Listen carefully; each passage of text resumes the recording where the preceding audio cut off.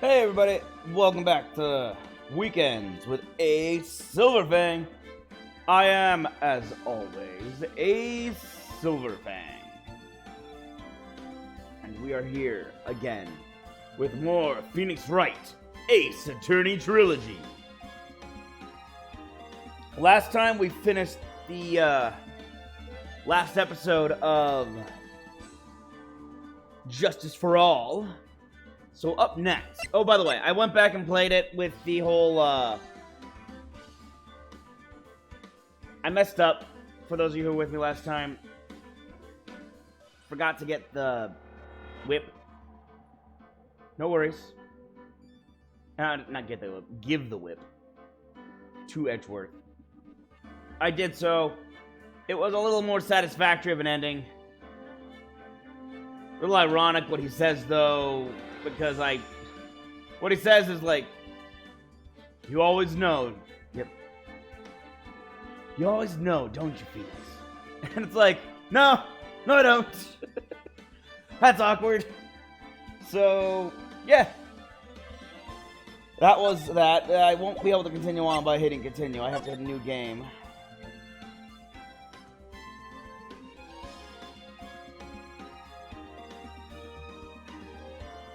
So this is the first game, Phoenix Wright Ace Attorney. Then it's Phoenix Wright Ace Attorney Justice for All. And then it's Phoenix Wright Ace Attorney Trials and Tribulations. I love how Phoenix Wright and Ace Attorney have their own separate trademarks. Phoenix Wright trademark, Ace Attorney trademark, Trials and Tribulations. So yeah, if you're all ready, let's begin. What? What's going on here? Turnabout memories.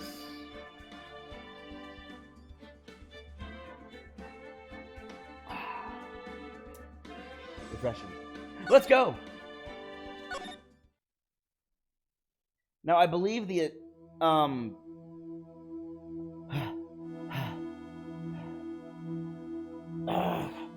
how did I get into this mess?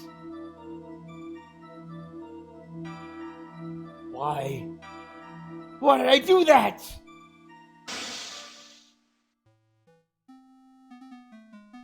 What? That girl. You shouldn't see her anymore. Hey, it's none of your business. I'm telling you for your sake. If you continue to see her, it's going to be bad news. You're lying! Just listen to me. There's something you need to know about that girl. Stop it! Don't talk about her like that! I can't tell if, I think the white text is Phoenix and the green text is... It wasn't me! I didn't do it! Phoenix! What have you done that you didn't do? So, yeah, it looks like, I think Phoenix was the white text. And this guy who's on the ground is green text. 5 years earlier. Wow, that was a lot. Anyway, if the achievements are anything to go by, I think there are 5 episodes. So 5 cases in Trials and Tribulations. I believe there were 5. I have to go back and check. April 11th, 9:40 a.m. District Court Defendant Lobby number 3. Whew. It's finally time. I'm kind of nervous. I just noticed I'm Mia right now. I'm not Phoenix. Because it's 5 years earlier. I recognize that clearing of the throat. Oh, Mr. Grossberg. Good morning. Ah, Mia. Please calm yourself. You're going to get yourself arrested for suspicious behavior, you know? What are you talking about? I am relaxed, Mr. Grossberg. Look at me. I'm relaxed. Let go of my lapels. You obviously haven't got the temperament to be a lawyer. I'm so sorry. It's just that I'm so nervous today. Oh, that's right. This is your first time in the big leagues, isn't it? Well, never you fear, my dear. I, Marvin Grossberg, am at your service. Actually, this is my second time in court. Still, you surprised me with your earnest request last night. Let me handle this case, you suddenly said, and quite forcefully, too. I just found out yesterday about the case, Oh no, sorry, I just found out yesterday. About the case, What? And you've already learned all the relevant facts? Well, about that. You see, of course I have. I think... Oh dear. In any case, don't let our client see you're so nervous. You see the poor young man in the pink sweater over there? That's our client.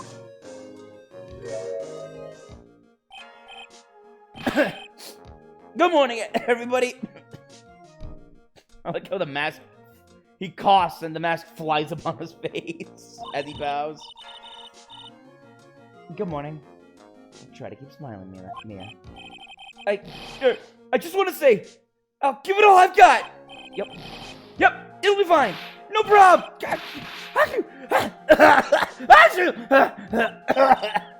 Oh, what's wrong? Do you have a cold or something, Mr. Wright? Actually, it's Wright. Like the Flying Brothers. People screw it up all the time. And yes, I have a cold. That's what this mask is for. My doc says this way I won't give it to anyone else. Be kind to others, he says. Right, Mr. Wright. You have nothing to fear in court today. If you're truly innocent, I promise I will save you. Please, let go of my shirt. That's right. He's the one on trial, not you. He's the one who should be nervous. You need to stay strong for your client, Mia. My name is Mia Fey. I'm still pretty new at this lawyer thing. The first time I appeared in court was a year ago. But that trial traumatized me so badly, I thought I'd never set foot in another courtroom. It's been 1 year since then, and here I am again. And well, here I am again. But this time I'm going to win. For my client, and for myself.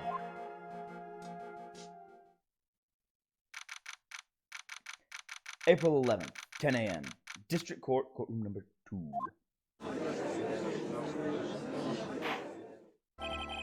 Court is now in session for the trial of Phoenix Wright. The defense is ready, Your Honor. The prosecution is ready, Your Honor. Ah, good. My first-level guy is always here. Apparently there he has... I was going to say his hair, but I think it's actually a toupee. Defense today is... Miss Mia Fey, was it? Yes, Your Honor. Is there a problem? I was under the impression that Marvin Grossberg was to be leading the defense. Yes. Well, you see, Mr. Grossberg had a bit of an emergency. Emergency? But isn't that him standing there right next to you? Yes, well... Interesting. So... For all the grief she gives him, even being dead, she was just like Phoenix when she started out.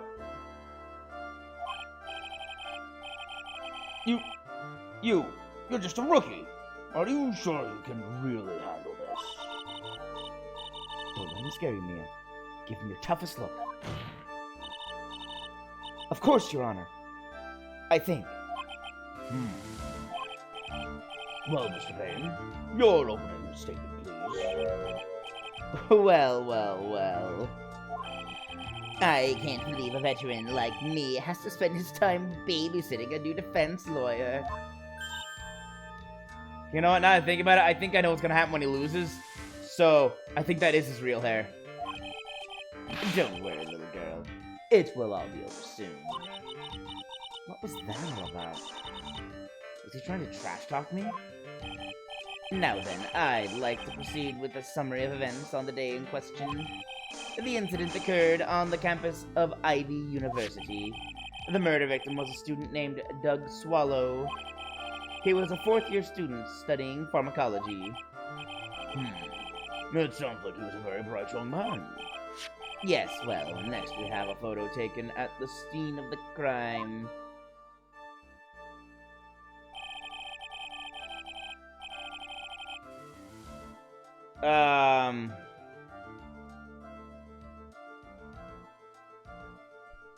To be quite honest, it looks like a power line just broke and landed on him, frying him. At least that's what it looks like from the photo. The students discovered the scene shortly after the murder. They found the victim's body, and the defendant, who had obviously bungled his getaway. They then called the police. That certainly makes the defendant look very suspicious indeed. Very well. The court accepts this photo into the record as evidence.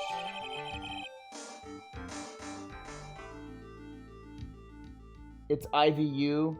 Get it? It's an Ivy League school. Crime photo 1, added to the court record. By the way, I can't quite tell the cause of death from this photo. Your reputation for for... 1 second.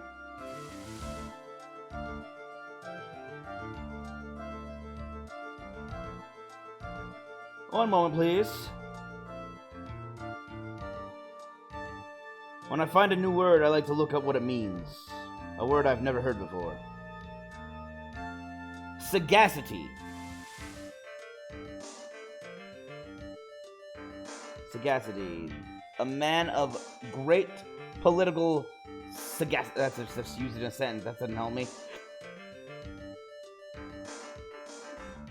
Would you like to know what the dictionary definition is in the Oxford Dictionary? Sagacity. The quality of being sagacious. Cool. Thanks, that cleared everything up. Sagacious. Having or showing keen mental discernment and good judgment. Shrewd. You could have just said shrewd.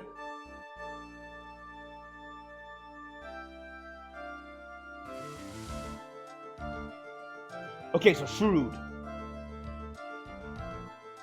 Your reputation for sagacity is well earned, Your Honor. The truth is that this victim died a rather unusual death. An unusual death? What do you mean, Mr. Perry? Well, perhaps the defense would like to take this question. Huh? A simple question. I thought I might loosen you up a bit.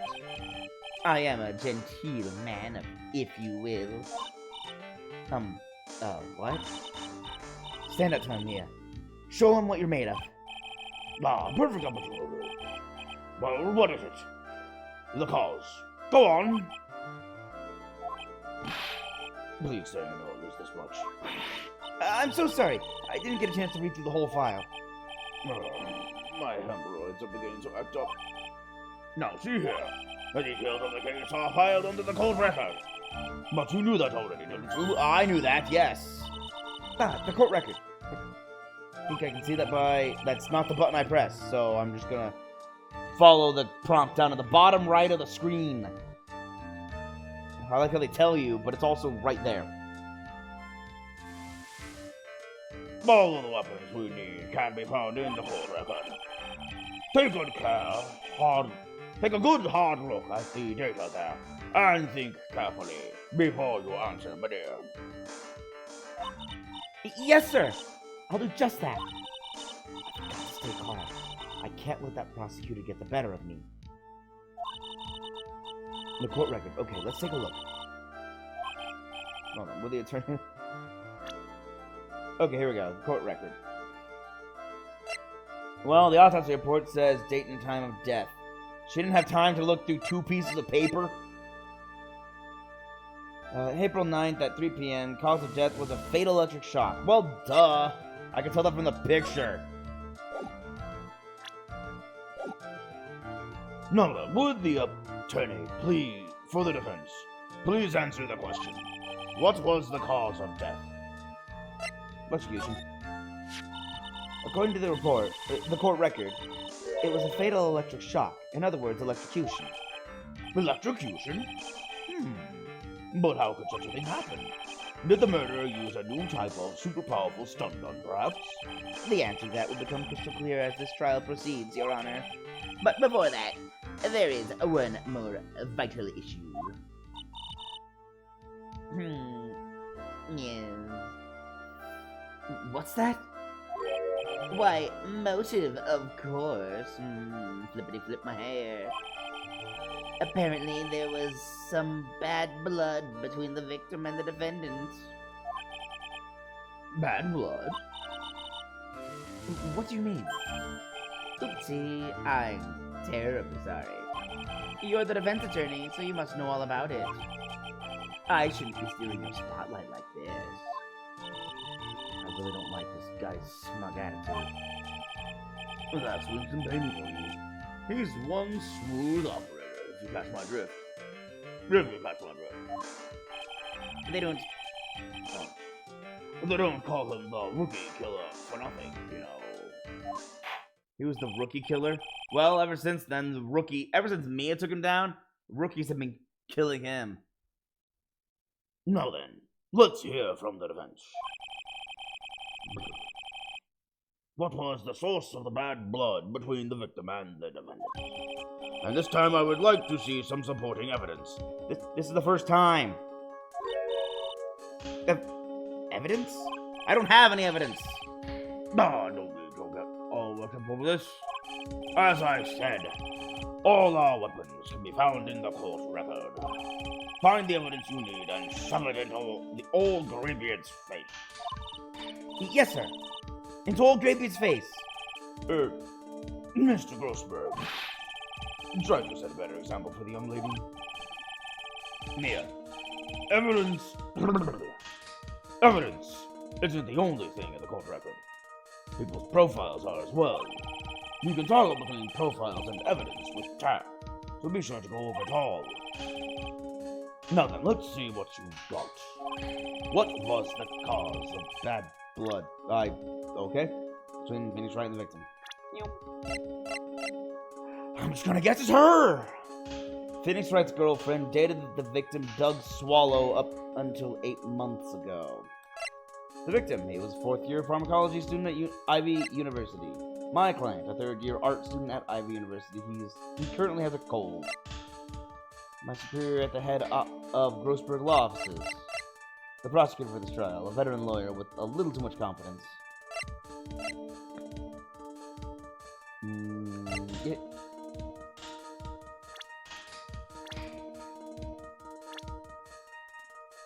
Proof my affection. The first and last time I wore it was a year ago.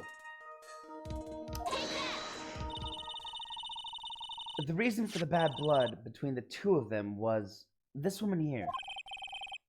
Dahlia Hawthorne, is it? Very good, Miss Faye. You seem to have picked up on at least this much. The woman is the girlfriend of the defendant, Phoenix Wright. But up until about 8 months ago, she was with the victim, Mr. Swallow. Clearly, she has some part to play in this story.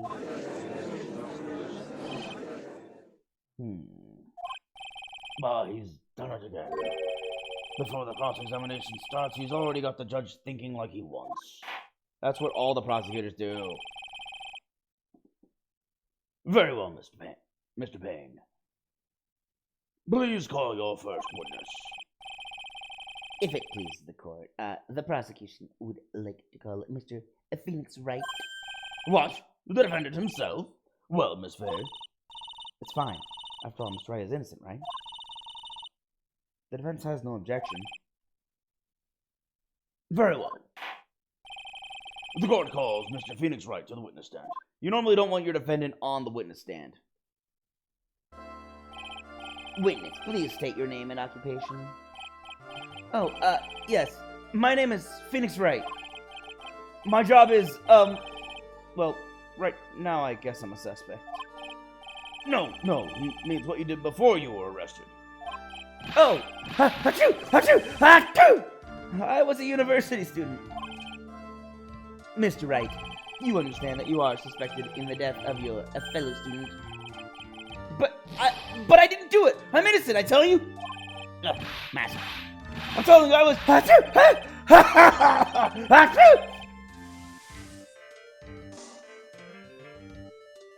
Would the defendant please refrain from passing on his cold to the rest of us? It seems the witness has something he wants to say. Well then, Mr. Wright, please tell us about your relation to the victim. Right away, Your Honor. The victim and I admit I was there, but I'm not a killer. All I did was find his body. I hardly knew the guy to begin with. I never even talked to that stuck-up British wannabe.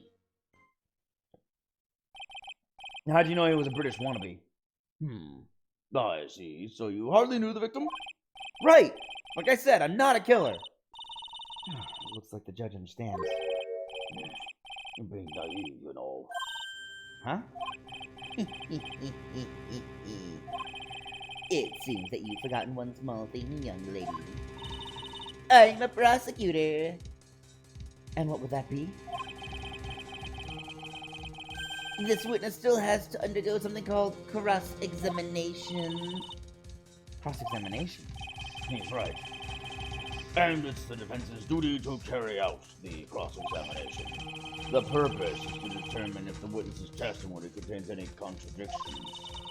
Contradictions? If a witness is lying, their statements will conflict with the court record. But Mr. Wright is my client! Even if he is your client, in court all lies must be struck down. As a lawyer, that is your duty, you see.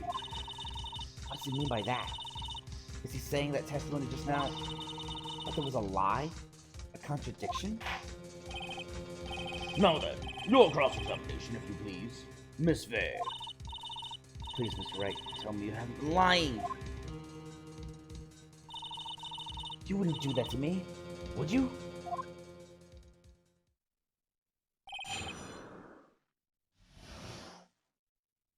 The victim and I admit it. I was there. So you were there? When you say there, you mean the place where the victim was murdered? Yeah, sort of. The place where something happened, anyway. Something? You can't hide what happened. We have photographic evidence. Achoo! Achoo! Achoo! Achoo! Anyway, Mr. Wright, what were you doing at the scene of the crime? I thought you said you didn't know the victim, Mr. Swallow. It was just a coincidence. We bumped into each other by accident. A coincidence, huh? But I'm not a killer. All I did was find his body. You say you found the body, so who called the police? Huh?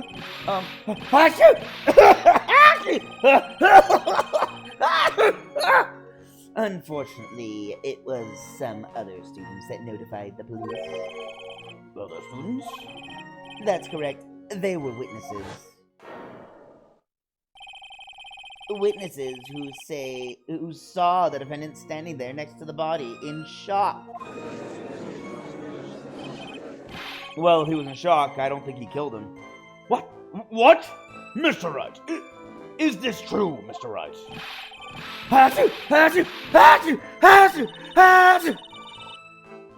Could you stop sneezing every time you're in a bind? Well, it's true that I was pretty shocked when I found the body. But I hardly knew the guy to begin with. So you didn't know his face or even his name, right? Right! Well, no. That is, I mean... So, which is it? Did you know him or not?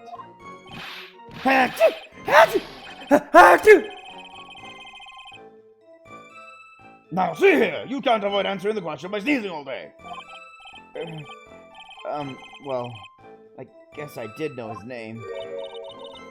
News to me? Why didn't he tell me that before? I heard he used to date Dolly. Who was this Dolly person?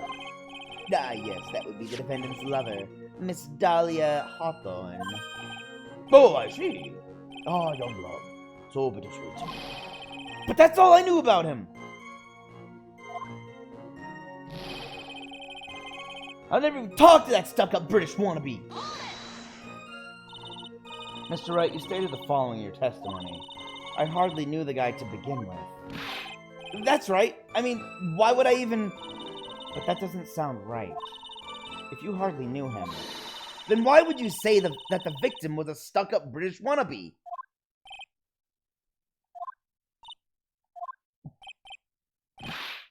Hachi! Well, Mr. Wright? No! It wasn't me! I'm not a killer, I swear! Mr. Wright, I will give you an opportunity to revise your testimony. How is it that you knew the victim was, as you put it, a British wannabe?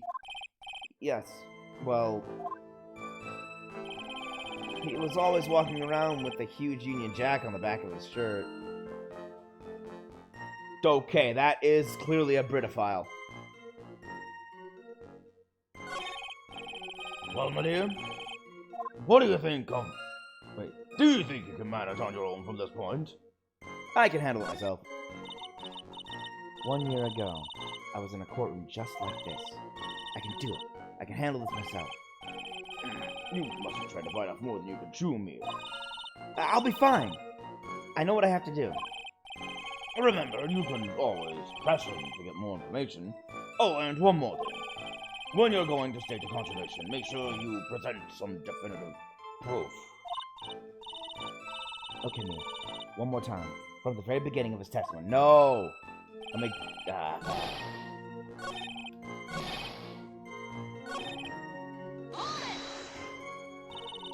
Did you see it at the crime scene? The Union Jack, I mean. Yes, that's right. I saw it at the crime scene. That's why I figured he must love British stuff, see? It's true, cross my heart. I swear I didn't do it. He was acting fishier than a salmon I ate last night. May I ask you something, Miss Fay? Yes, Your Honor. What is it now? Who is this person anyway? This Union Jack fellow? The Union Jack is the name of the United Kingdom's flag. Oh, I see. So you mean like the Stars and Stripes, right? As usual, Your Honor, your insight astounds me. Hey, something just occurred to me. Isn't there something strange about this bit just now? Mia, there is a contradiction here. Mr. Grossberg? Quickly now. Show that boy you mean business. With evidence, I mean. Okay, Mia, check the court record carefully. What am I do? You think... I can help myself. Shut up. Shut up. Okay. Hold on. Time to take a peek. Ah, crud.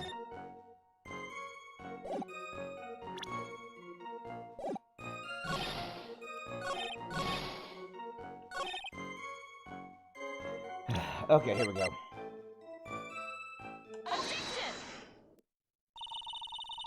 Are you certain you saw the Union Jack? Yeah, I'm sure. It was right there on his back. Miss Fay, is there some point to this line of questioning? Your Honor, please take another look at the crime scene photo. As you can see, there's absolutely nothing on the victim's back. Hey, wait a minute! He's wearing a leather jacket! The jacket was on the back of the t-shirt he was wearing! I was under the impression that you accidentally came across the body. But if that was really the case, then you wouldn't know that, would you? You have no idea at all what he was wearing! You'd have no idea at all what he was wearing underneath that jacket! Mr. Wright, you've been lying to me! Please forgive me! Ah! Mia, you've made our client cry. Let him... Let him! That pee on his Chess stands for doesn't stand for Phoenix anyways.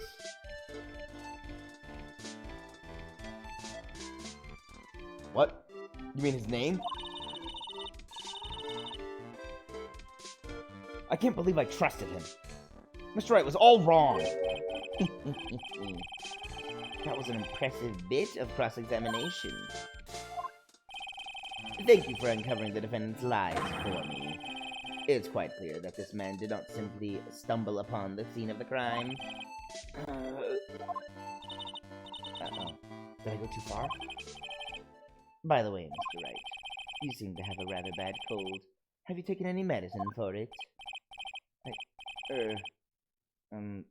Yeah, I took some, but was the medicine that you took an over-the-counter brand called Cold Killer X?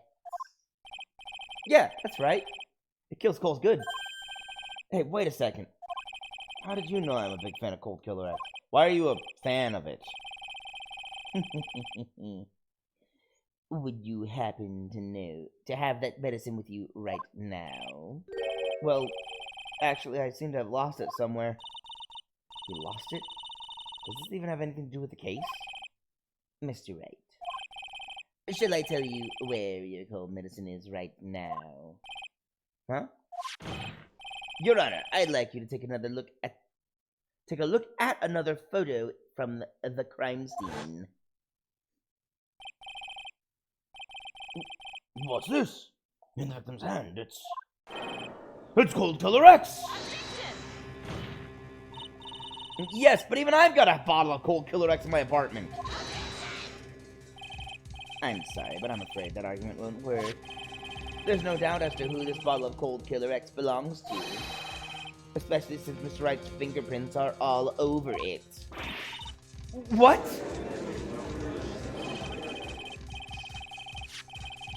Sensing his murderous intent, Mr. Swallow must have picked up the bottle of medicine dropped by Mr. Wright and hid it in his hand. That is exactly the opposite, but exactly the wrong thing that happened. That's not what happened. That's what I'm trying to say. His purpose in doing so can only have been to identify his killer as Phoenix Wright. That could not possibly be what his intent was when he's dying. Order in the court! Your Honor, I'd like to present this photo and bottle as evidence. Oh, thanks. Sorry. Excuse me for the hiccup. Very well. The court will accept them into the record. Record. Into the record. There we go.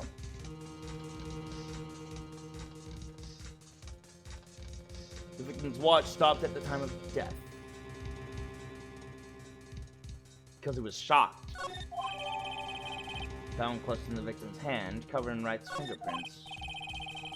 Also, the victim's wristwatch was broken. Broken?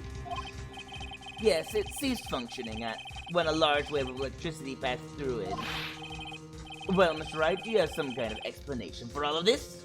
Do you have a murder weapon? Because I don't think he has any murder weapon. This is really bad. Not really. Oh, my buttocks. My poor hemorrhoids. I really don't need to know about your hemorrhoids. Please stop. What really happened?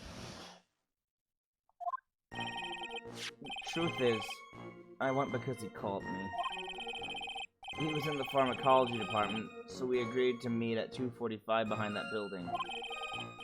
We talked for a bit, and then at around 3 we split up. Then later when I went back, I found him lying there. I've been taking Cold Killer X for the last 2 or 3 days. But I lost my bottle of it around lunchtime on the day of the accident. Mr. Wright, that's completely different from the testimony you gave previously. I'm sorry, Your Honor. I was afraid you wouldn't believe the truth. You'll forgive me if I say I hardly find your current testimony any more credible. Miss Faye, please begin your cross-examination. Oh, Please, Mr. Wright, don't tell me any more lies.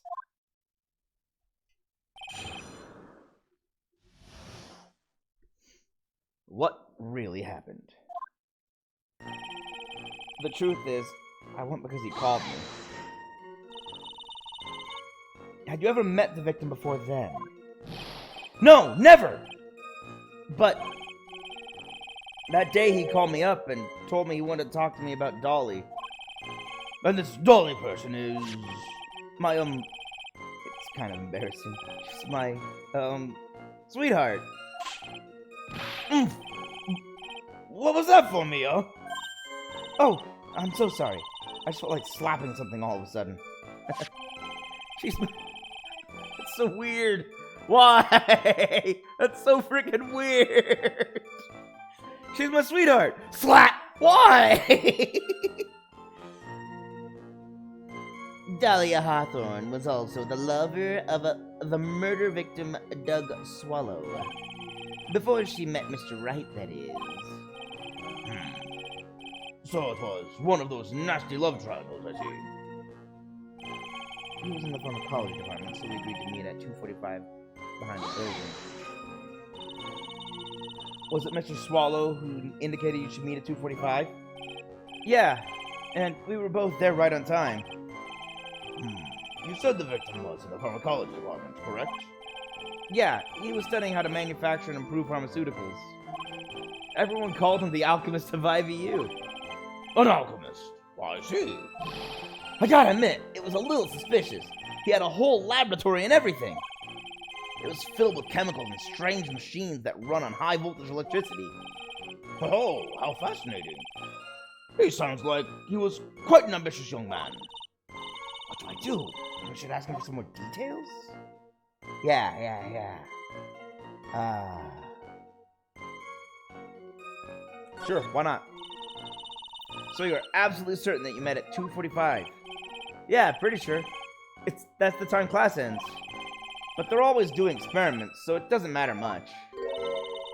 Experiments?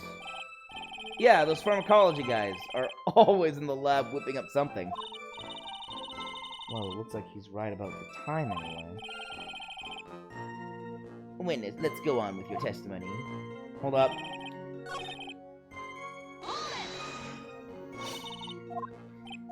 Skip. There it is. About the pharmacology department next. I was wondering if you could tell us a bit more about the pharmacology department. Well, okay, sure. I don't know all that much, though. A little bit earlier in your testimony, you said something interesting. You said the department uses strange machines that run on high voltage electricity. That's right. And they sure look dangerous. They use non-standard voltage, so there are high voltage cables everywhere. High voltage cables? Yeah, there were electrical poles set up all around the building. The high voltage cables run overhead around the roof. Finally, I think we're getting somewhere. Yeah, as though the picture didn't tell you that.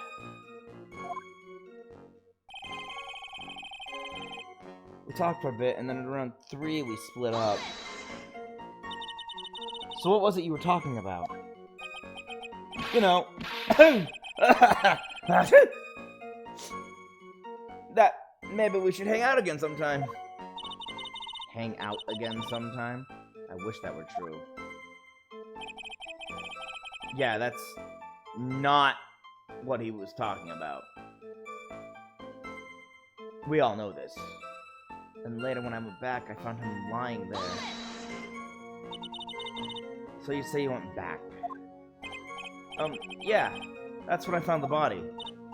Yes, but why did you go back in the first place? Weren't you angry with him? Well, that's right, I was. Then why, Mr. Wright? Why did you go back there? I thought maybe we could make up.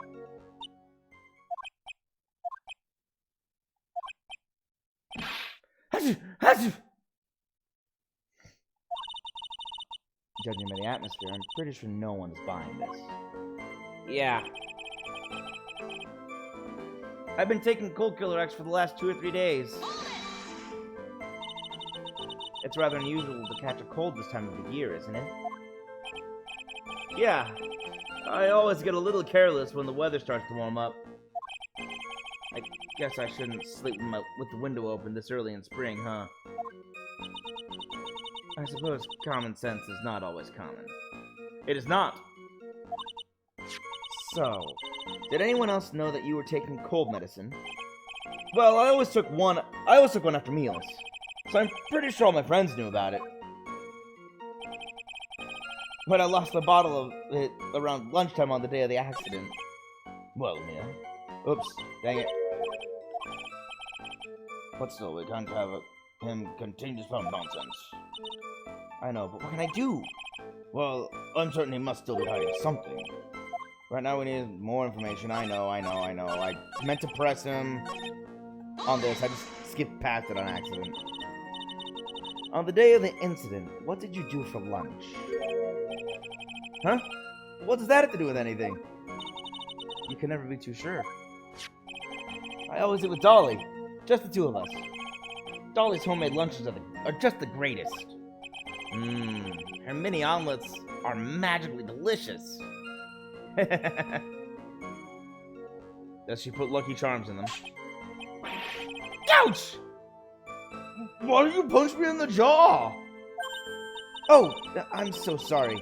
I just felt like hurting someone all of a sudden.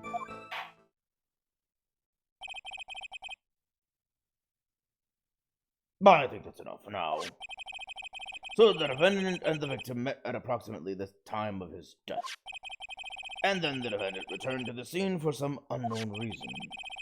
I'm not entirely convinced by his explanation about the medicine bottle either. Let me be frank here, Mr. Wright. Your testimony cannot be trusted. What do you mean?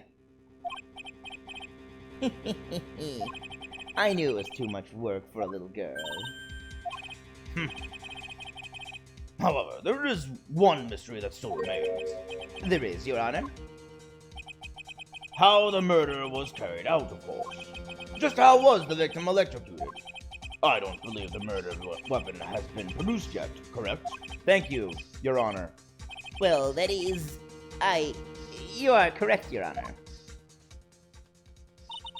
So how exactly was Mr. Swallow killed? If I could somehow establish how it was done, maybe I could still come out of this mess smelling like a rose. Yeah, I can do it. It's an easy one. This is level 1. Your Honor. Yes, Miss Faye? I believe that if we were to piece together everything we've heard up until now, we should be able to solve the mystery of how Mr. Swallow died. That would be most impressive. Quite the brash little statement coming from a rookie.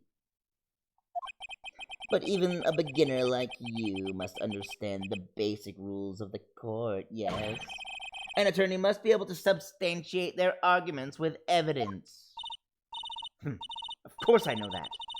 Actually, I totally forgot about that.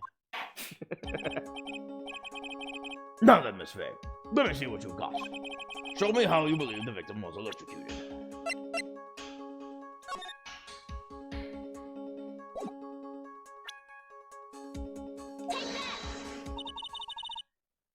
As for the cause of death, I'd say this picture captures it quite well.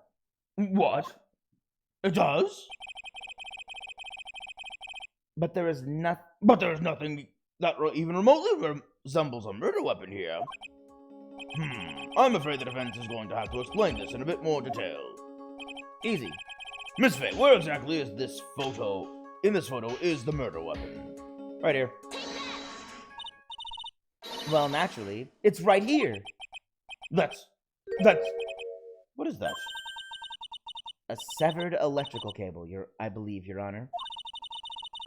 Remember the testimony we've heard? The machines the pharmacology students use in their experiments require high voltage. And because of that, there are special high voltage cables strung up everywhere.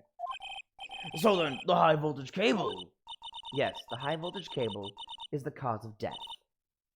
That is the most likely explanation. That certainly sounds plausible. Well, Mr. Payne, what do you have to say about this? Well, I believe some praise is in order. Don't toy with me, old man. Now, the victim's cause of death may indeed have been a high-voltage cable.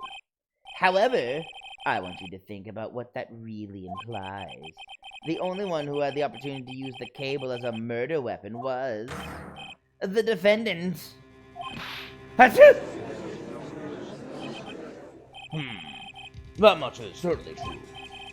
Yes, and that's not all. We have proof. Irrefutable proof that will establish that Mr. Wright was the murderer. Where? You do? Well, what is it? His fingerprints. Fingerprints? You mean that the defendant's fingerprints were on something besides the medicine bottle? Let's take another look at the crime scene photo. As you can see, the victim is wearing a leather jacket. And as you may know, leather holds fingerprints quite well. You mean...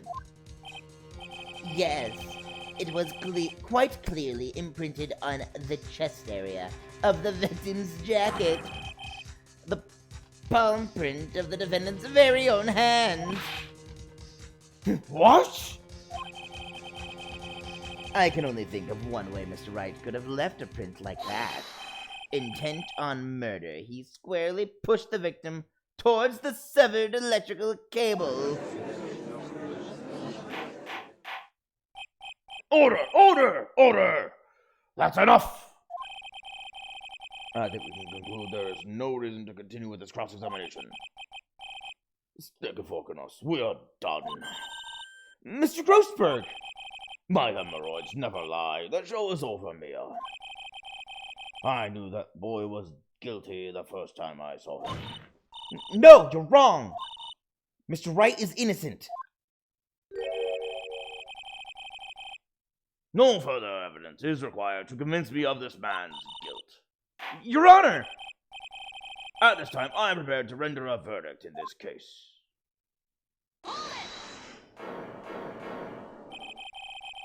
Do you have something further to add, Miss Fay? Is this what you want, Mr. Wright? You still haven't told us the truth. The whole truth. If you don't say something now, the judge is going to hand down this verdict. But I can't. I just can't say it. If I told you what really happened, then I'd be... It's okay, Mr. Wright. I'm your attorney. You can trust me. Miss Fay, no matter what it is you have to say, I believe in you, and I'll represent you to the very end.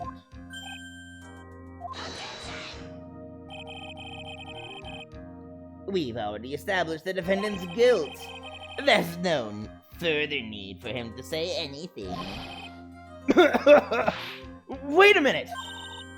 Mr. Wright, I'll tell you what really happened. But I've already told you, Mr. Wright, there's no need for further. I did it. I admit it, I pushed him. It's my fault. My fault that Doug Swallow is dead.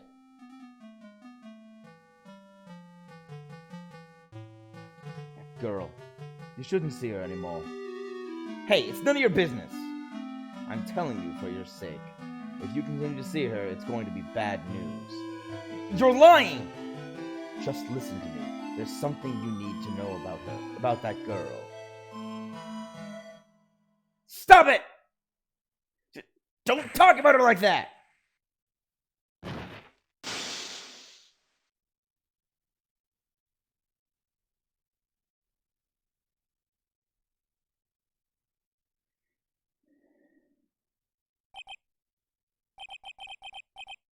What you just said, was that the truth? Yes, I was afraid. Afraid that if I told the truth, everyone would think I was the murderer for sure. Well, as things currently stand, we're all absolutely convinced you are! Please! Please give me one more chance to explain! This time I swear I'll tell the whole truth. It'll be okay, won't it, Miss Fay? I believe in you. Oh, thank you. I still can't believe it. You really did push the victim. It feels like my hemorrhoids are doing the Harlem Shake. What the heck? What? I didn't... Why is that reference in here? I didn't think it would be... Okay. That one caught me off guard. When I pushed the victim, that guy, he was talking bad about Dolly. I lost my temper and gave him a shove. At that moment, I heard some kind of loud noise. A little while after I left, I started to get worried. So I went back, but he was just lying there. Dead. Well, the explanation is really quite simple. When you pushed him, Mr. Swallow flew back and touched the electrical cable. He died from the shock. And that, as they say, is that. A simple explanation indeed. At the time of the incident, a light rain had been falling. Wet from the rain, the victim was more easily electrocuted. But when I pushed him, there weren't any electrical cables nearby. If there had been something like that, even I would have noticed it. That's true. Even a doofus like him couldn't miss that. Miss Faye, let me warn you right now that if your cross-examination doesn't yield any new facts, I intend to deliver my verdict without further delay. Are we clear on that? Yes, Your Honor. Don't give up, Mia. If he is innocent, there must be some kind of evidence somewhere that will prove it.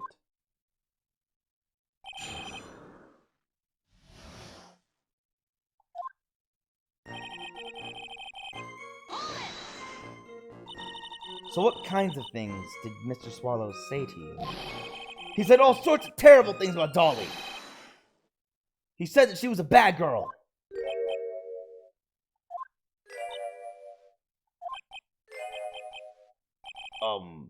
Is that all? Yep. Well, Miss Faye, you heard him yourself. Oh boy, you're not doing yourself any favors here, Mr. Wright. Please don't make this harder for me than it already is. Anyway, after he said that, I lost my temper and gave him a shove.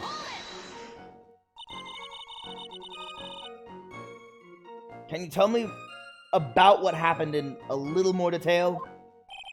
That guy, he just said what he wanted to say to me. And then he put on the jacket he was holding and started to leave. That's when I lost my temper and flew into a furious frenzy. I just gave him a light, gentle shove to the chest.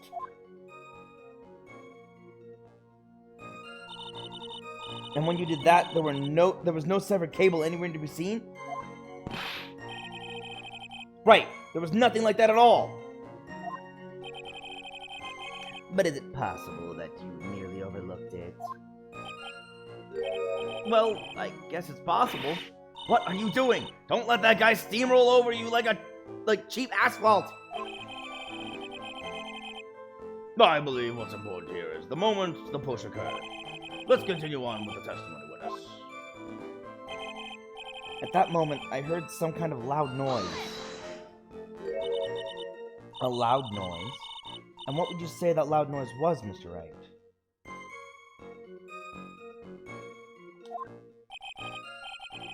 I'm not sure. But it was really loud. It was like, snap! And I couldn't think of it. I wonder what that was.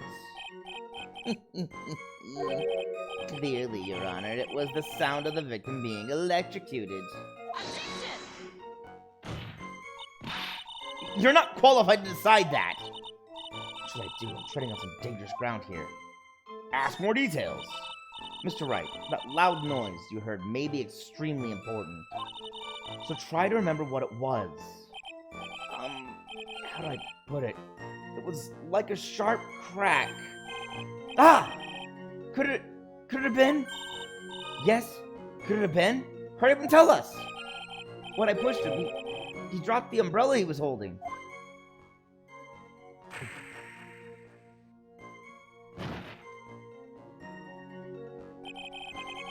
He fell right on top of it and broke it. That was probably the noise I heard. An umbrella, huh? And did the umbrella belong to the victim? Yeah, it was a plastic umbrella. Cheap and frail. Kinda like the owner. Then again, I wish I had any kind of umbrella. I was totally soaked to the bone.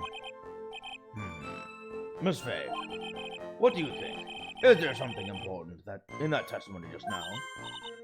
Well, of course it's important! This is it, Mia. The new information you've been waiting for. Of course it's important! No, this cheap umbrella is more than important. It's vital. I want to officially have it entered into the testimony. Ha! How perfectly fitting. Flimsy information for a flimsy lawyer. The court agrees to the defense's request. Witness, please add the bit about the cheap umbrella to your testimony. Whoo! Testimony! Fell down on top of his cheap umbrella.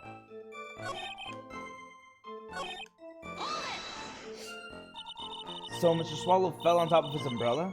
Are you certain of this? Yeah, it was right there under him. Actually, if it hadn't been under him, I was planning on borrowing it for myself. The umbrella, you mean? Well, yeah, you see, I was wearing this sweater here.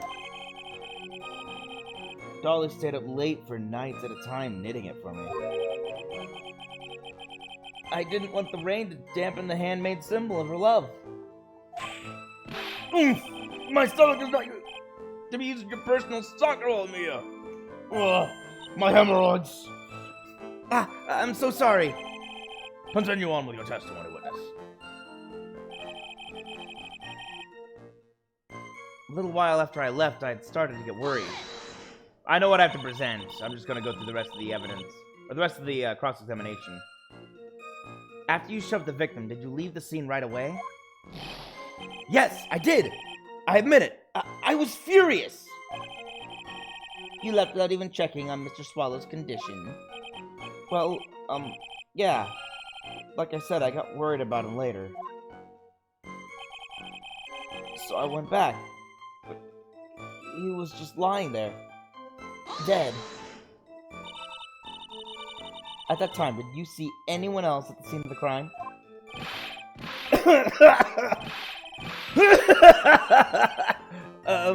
No, nobody. Jeez, can that stupid cough possibly sound any phonier? In that case, it's very hard to believe someone else could have been the murderer. Unless we can find something that shows his innocence from the testimony, my dear. I'm afraid the judge will make his final decision with no remorse whatsoever. Yes, sir. Right now I need more info. Info that will help me turn up some contradictions. Actually...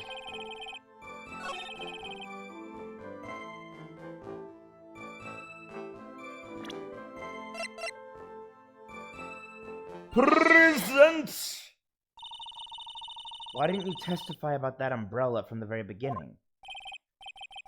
Come on, if I had mentioned that, I would have been able to counter the prosecution's arguments earlier. What do you mean? What do you mean by that?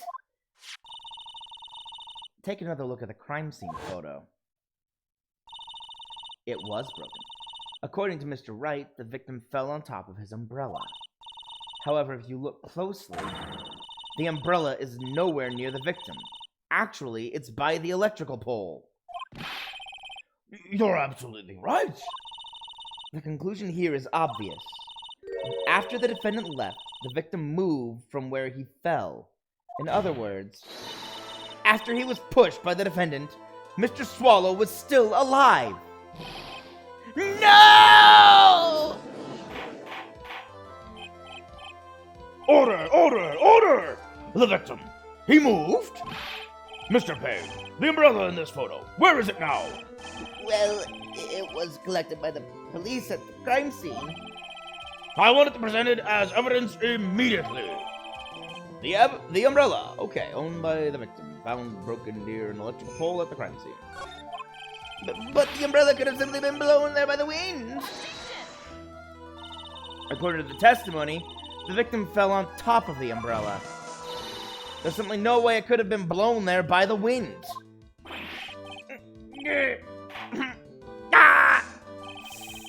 I know this matter of the umbrella seems relatively trivial, but as long as the smallest doubt remains, I cannot render final judgment.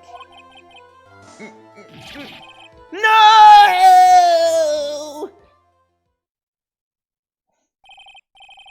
I must say, I still find it hard to believe that a huge hole has been blown in the prosecution's case by the defendant's testimony.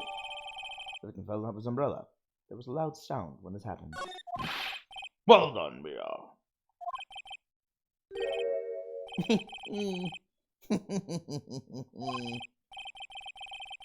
Mr. Payne, what are you chuckling about? Pardon me, Your Honor. It seems I was expecting too much of a free ride. It was foolish to think I could establish guilt through cross-examination alone. I'm afraid I don't follow what you're saying. Let me guess. You have another witness. Exactly. And this witness's testimony will be incontrovertible. Well, who is this witness? Miss Dahlia Hawthorne. Dahlia Hawthorne? You don't mean Dolly? I do, Your Honor. The defendant's very own lover is a witness to the whole thing. And that's right. She was at the scene of the crime when the murder took place. What? I'm sorry to break the bad news to you, my dear.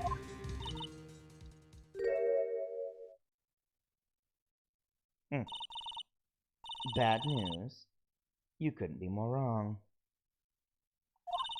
Actually, I've been waiting for this. You can't be serious. Mia, what do you mean by that? I think this is a good point for us to stop at. Court will now enter a 20-minute recess for lunch. Afterwards, we will listen to the testimony of Miss Dahlia Hawthorne.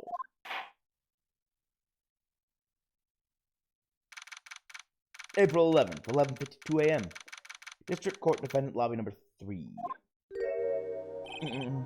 Miss Faye, I'm sorry about what happened back there. It's alright. At least you told us the truth in the end, Mr. Wright. Yeah. So I guess I can start to relax then, huh? Relax, my boy. You can't be serious after hiding such important facts. But the next witness is my Dolly, right? She'll save me. I just know she will. Why do you think that? Huh? What do you mean? She's the love of my life. That's why. The love of your life, huh? Would you mind telling me more about you and Miss Dahlia Hawthorne? Sure, no problem. Dolly and I, we first met about 8 months ago, right here in this very courthouse, actually.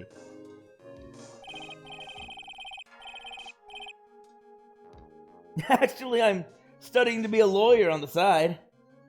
Anyway, one day she and I just bumped into each other in the reading room downstairs. That's why I really think it was fate that brought us together. As soon as I first set eyes on her, I knew she was the one for me. Oh, here, take a look at this. She gave this to me the day we met as a symbol of our love. She'd been wearing it around her neck that day. But then, she took it off. But before she gave it to me, she said, I want you to carry this. So she gave it to you as a present, I see. This darling little bottle is filled with memories of my dear, darling little Dolly. It certainly is a little bottle, all right. Oh, no. It certainly... I thought it was me. But it's actually me. Mia. It certainly is a little bottle, all right.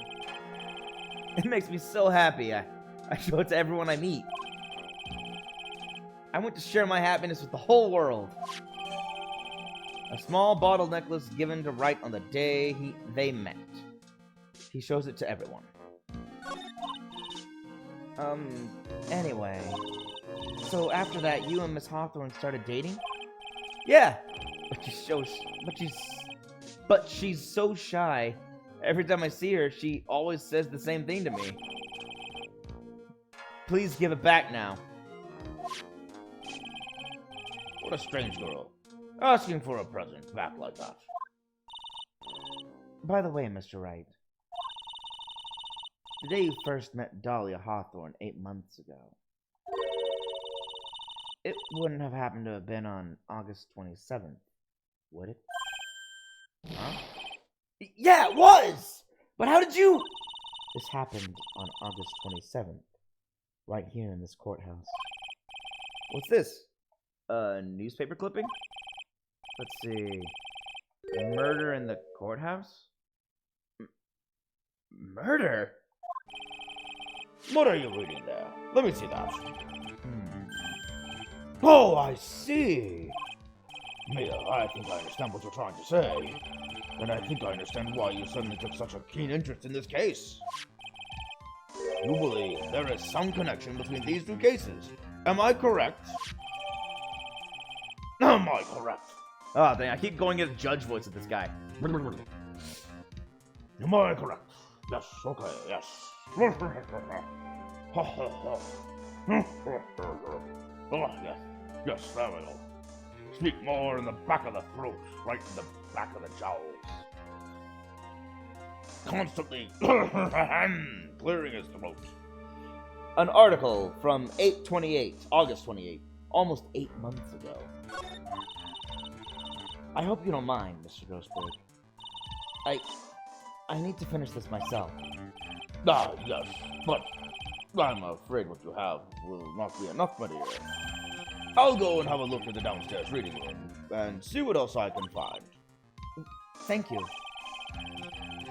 I want to do whatever I can to be of help to you, Mia. Well, it looks like recess is about over. We better all get moving. I guess so. That recess sure seemed longer than 20 minutes, though.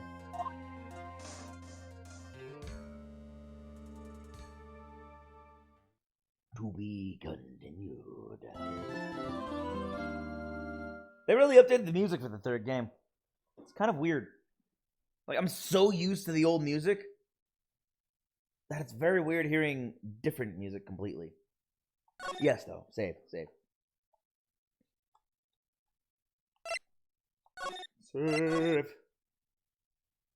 New chapter.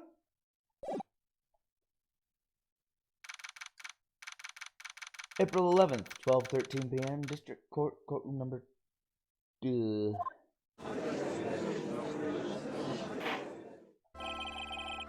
Court will now reconvene.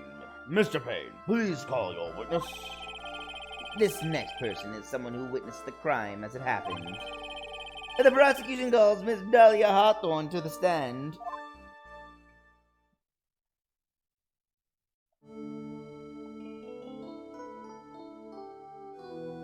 Where'd the butterflies come from? What's with this stiff silence?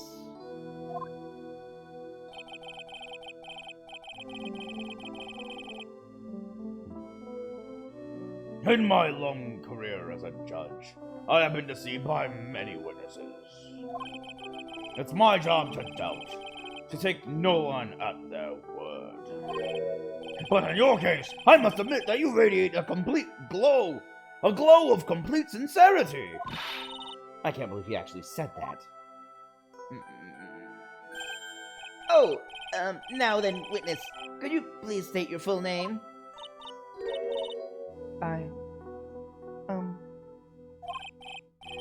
Don't worry, sweetie. There's no need to be nervous. If anyone says anything rude, you can be sure I'll cut them right down to size. And I will bash them with my gavel. I love how they look straight at me when they say that. Thank you. calming my nerves. You were all so nice. I almost feel right at home. Not at all. It was nothing.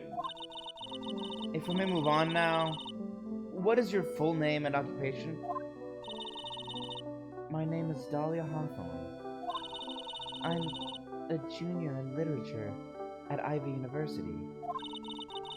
I just want to say, it's an honor for me to be here in your noble presence. The honor is all mine. No, the honor is all mine. Well, we know whose milkshake brings all the boys to the yard.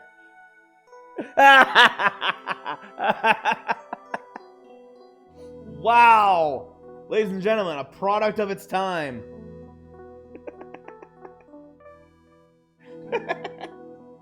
Oh boy.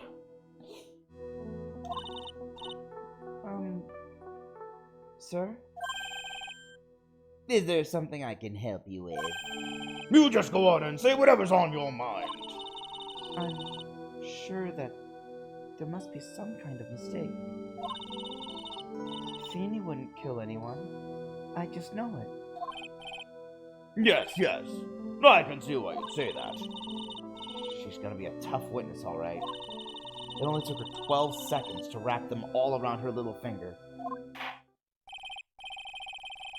Now then, please proceed with your testimony. Let's hear about what you witnessed on the day of the incident, if you please.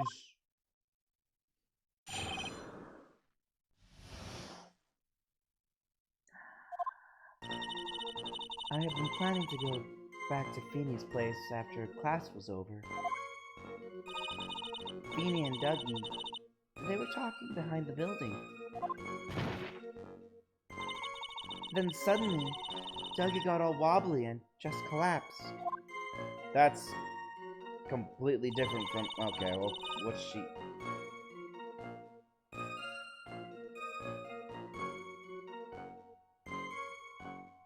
That's when Feeny noticed that I was there. I went to go and find some other students, and they called the authorities. I don't know what to say. According to you, Miss Hawthorne, the defendant didn't know anything wrong. Young lady, as old as I am, even I recall how hot the flames of young passion can burn.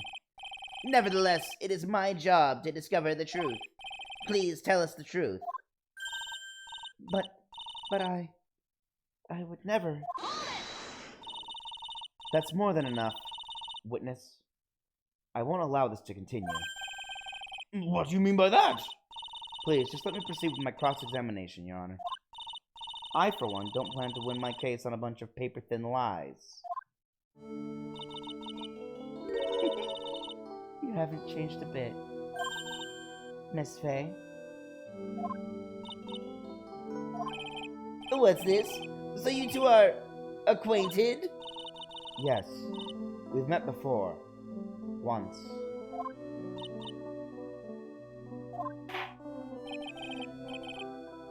In any case, Miss Faye, the floor is all yours. I remember this from the anime. The entire part, from this to the end of the anime, I really strongly remember this. This is going to be a thread that's pulled throughout the entire game. And it gets really weird later on. In later cases, it gets so strange. In any case, Miss Faye, the floor is all yours. It's good to see you again, Madam Faye. Madam? I'm no one's grandma yet, girly. In fact, I'd say Mia's like 23. Like, something like that. Yeah, I'd wager she's about 23 right now. 3 years older than the witness. Ooh, madam. What?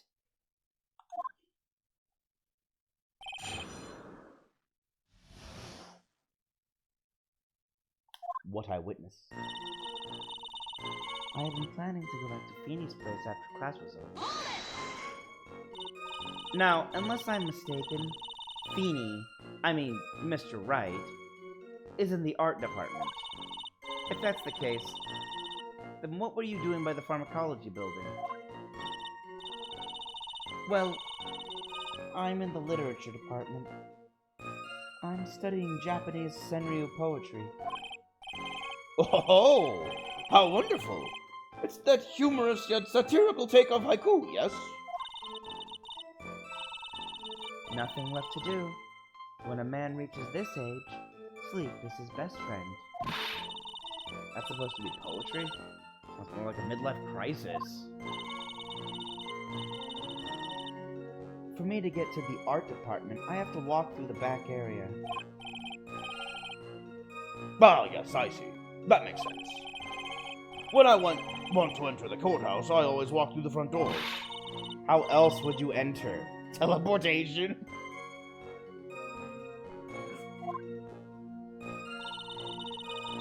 Feeny and Dougie, they were talking behind the building. So who is this Dougie person? Oh, I'm sorry. Doug Swallow. We were dating until about 8 months ago. So what were Dougie, Mr. Swallow, and Mr. Wright talking about anyway?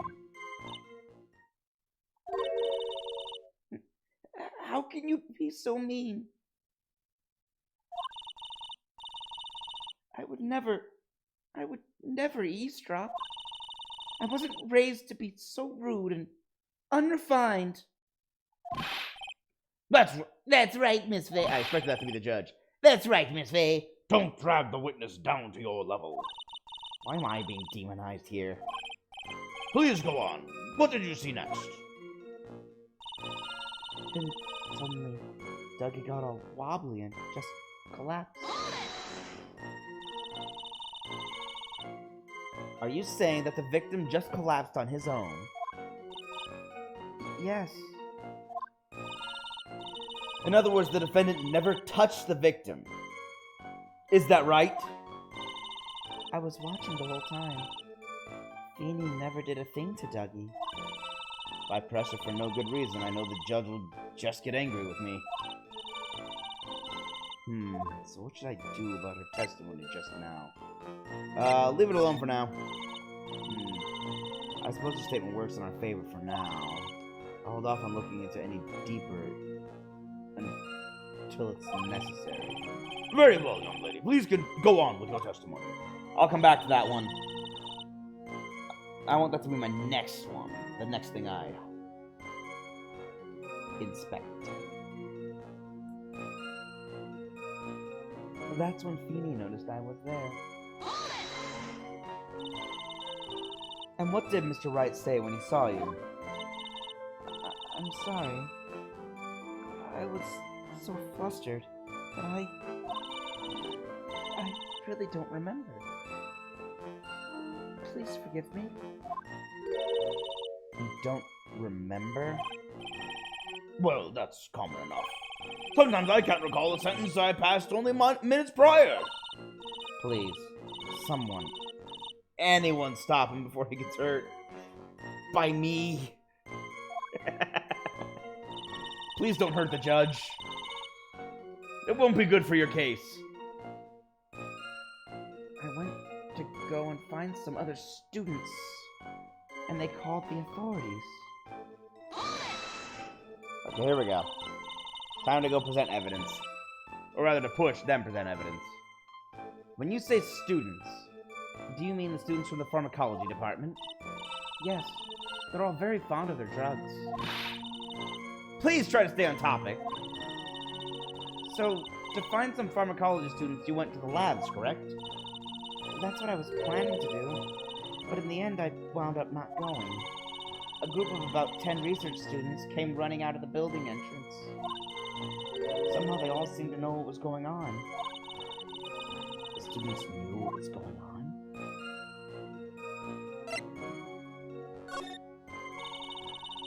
But how could the students have known what was going on? Well, I don't know for sure that they knew what had happened. It's just, they all seemed kind of excited about something. Doesn't look like I'm going to get any more info about the students. So did the students call the police? Yes. I was so panicked. Yes, well, anyone would have been, my dear. That girl. She's telling a super obvious lie and she knows it. She's just pretending to protect Mr. Wright. Yes, that's got to be it. Way to go, Mia. Okay, that means I'm going to have to dig deep to find the contradiction on this one. Okay, I gotta find the other play. This was it, right? Yeah, I think this is it. In other words, didn't touch him, yada yada, and boom! Show contradiction. Feeble lies are not very becoming, Miss Hawthorne. So let's drop them, shall we? What? I would never. Miss Fay, I will not allow you to badger this witness. I believe the defense is engaged in a fishing expedition. That is, she has no supporting. Please don't glare at me like that. I'm just doing my job. Now then, Miss Hawthorne. Ah, The defendant's palm print was found on Mr. Swallow's leather jacket. It has already been shown that Mr. Wright did, in fact, push the victim. What? There's no need to try to cover for the defendant. It would be much better if you came out and told us the whole truth. There's nothing to worry about, young lady. Just tell us everything that you saw. Yes, Your Honor. I will. If you don't mind, I'd like to revise my testimony. Looks like we're finally getting somewhere.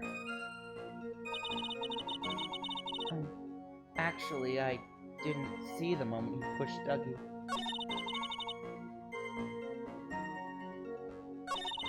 whoa. Okay.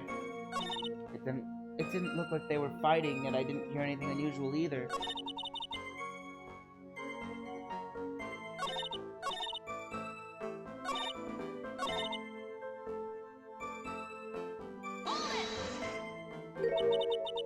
You didn't see it? Well, I saw the moment when Dougie fell to the ground. And at that time, there was only two of them at the scene. The defendant, Phoenix Wright, and the victim, Doug Swallow. Yes, that's right. It didn't look like they were fighting, and I didn't hear anything unusual either. So then, what did it look like they were doing to you? I thought they were having a nice, friendly afternoon conversation. Yeah. I hiccuped completely at the wrong spot. I thought they were having a nice, friendly afternoon conversation. Oh, give me a break. That's why I really wasn't watching them all that closely. Did you notice anything out of the ordinary at all? No. Nothing at all, Mr. Judge? Well, I'll let some of that, Mr. Judge. Now then, please proceed with your testimony. Okay, now we're into a tough spot. I actually have evidence.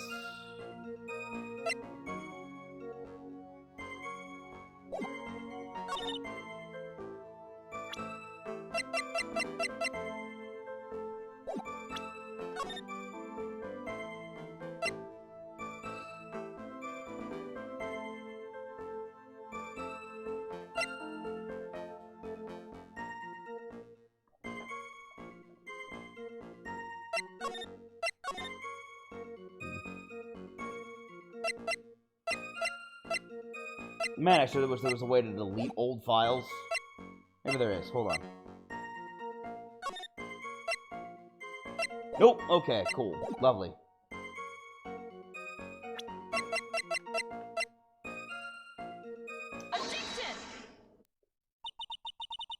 say you didn't hear anything unusual. Is that correct? Yes. That's why I was very relaxed, looking at the scenery around me. That's nice. But I find that just a little odd. I have here the testimony of your boyfriend, Mr. Phoenix Wright, and he clearly testified to the effect that when he pushed the victim, he heard a sharp, loud noise. He said that? If you were really that close to the two of them, why didn't you hear this noise as well? Well, maybe the noise just wasn't all that memorable. But according to Mr. Wright's testimony, it was a sharp noise, like a snap. There's no way a noise like that could fail to make an impression.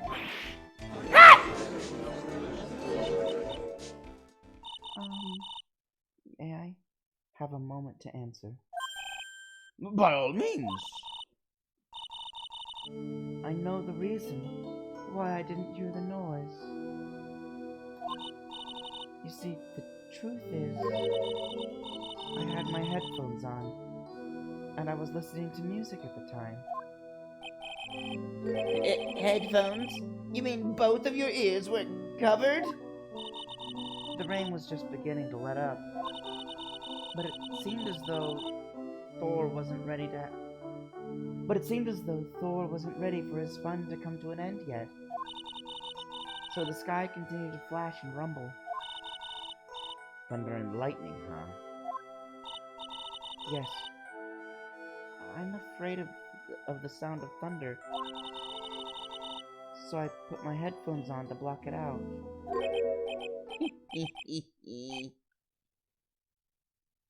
Well, Your Honor, as you can see, there weren't any contradictions in her testimony after all. Wait a sec, Mia. The testimony just now. She said something that could totally change this whole case.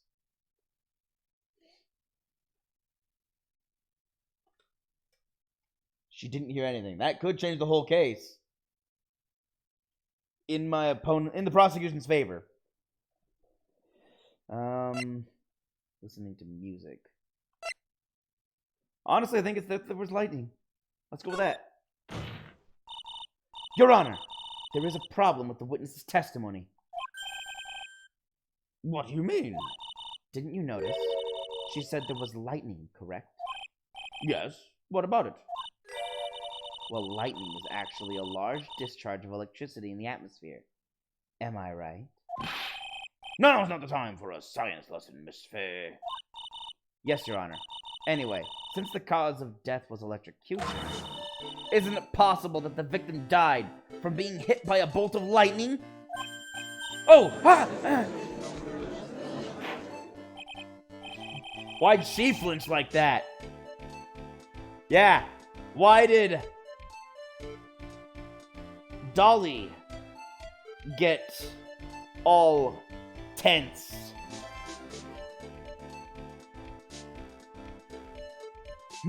I must admit that the thought had not occurred to me. Just what kind of thoughts do occur to this guy anyway? No one knows. I don't think even he knows half the time. This entire case is built on the premise that Mr. Doug Swallow was murdered. But that very premise itself is mistaken. The defense believes that Mr. Swallow was in fact the victim of a stray bolt.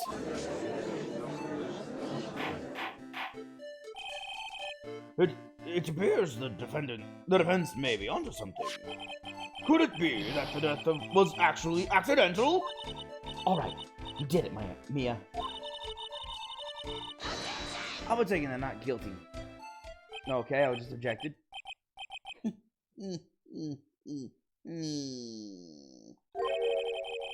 I'm hurt that you have such a low opinion of me, Miss Fay. Huh? I'm not a fool, you know. The prosecution has done its research, Your Honor. We found that there were no lightning strikes on that day at that location. What? What's more, We have evidence that the electrical cable is definitely linked to this case. Evidence, Mr. Payne? Well, what is this evidence? This affidavit, And who is this affidavit from? the pharmacology students who were conducting experiments in their labs that day. Allow me to read out to the court the testimony of the pharmacology students. All equipment in the labs lost power. All of a sudden, at around 3 p.m. that day. Was it a blackout? All of the lab's equipment runs on high voltage, Your Honor.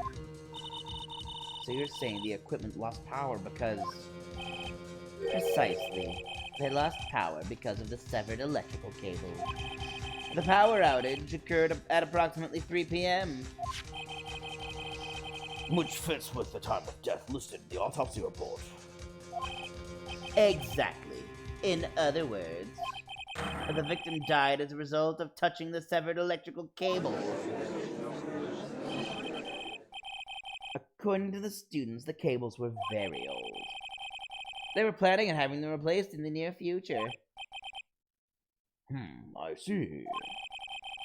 Apparently, the cables had become so brittle that even the smallest bump would have caused them to break. The old power cable broke due to some sort of impact. Okay. However, there is one thing that troubles me.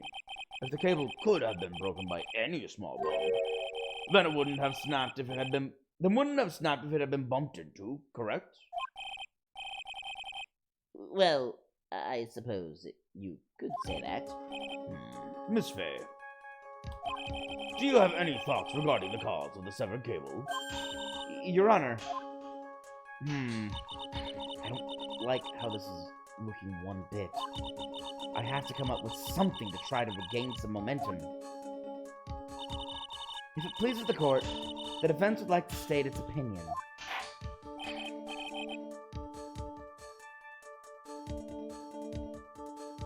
Well then, let's hear it. Who or what was it that caused the cable to break? Can I read this? It's an article. Okay, let me read the article. Hold on. Very little information is being disclosed at this time, since the victim of yesterday's incident in the district courthouse cafeteria is said to have been a lawyer. However, police are questioning the 19-year-old female college student who was sitting with the victim.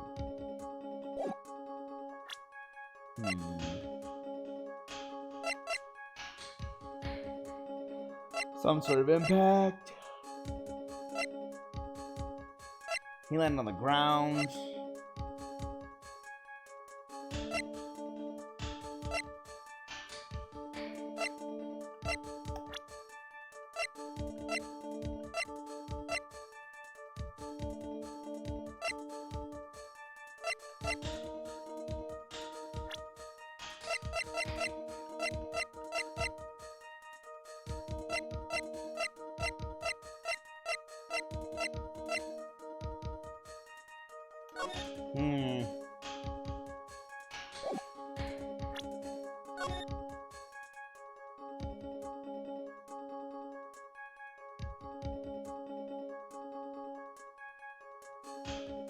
Wait a sec.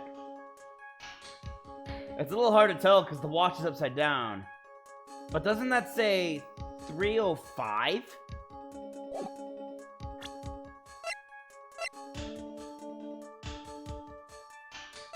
It's a little past 3.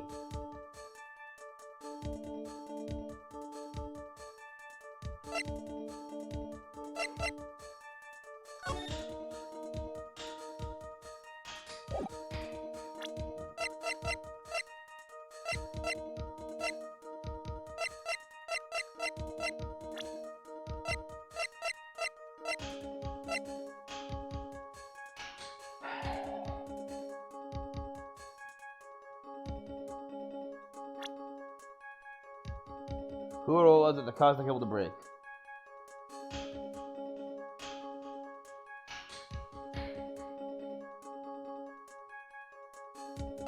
Can't I just say I don't know?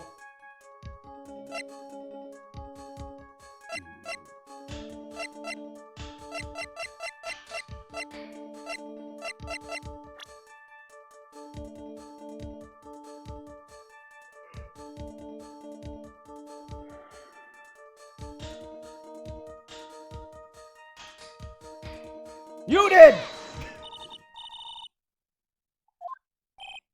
That's so dumb. But I didn't have a choice. I didn't have any other saves. And the options I don't understand. The options are terrible.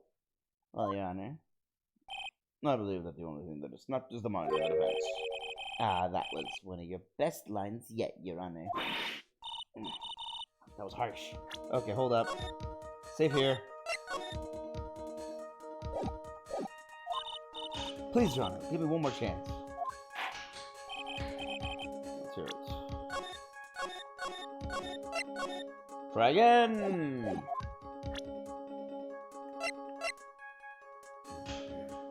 Okay.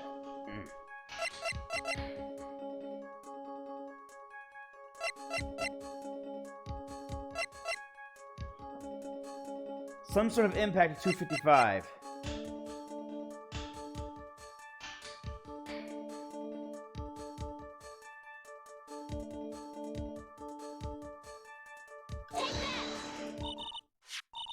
Your Honor, please think back to Mr. Wright's testimony.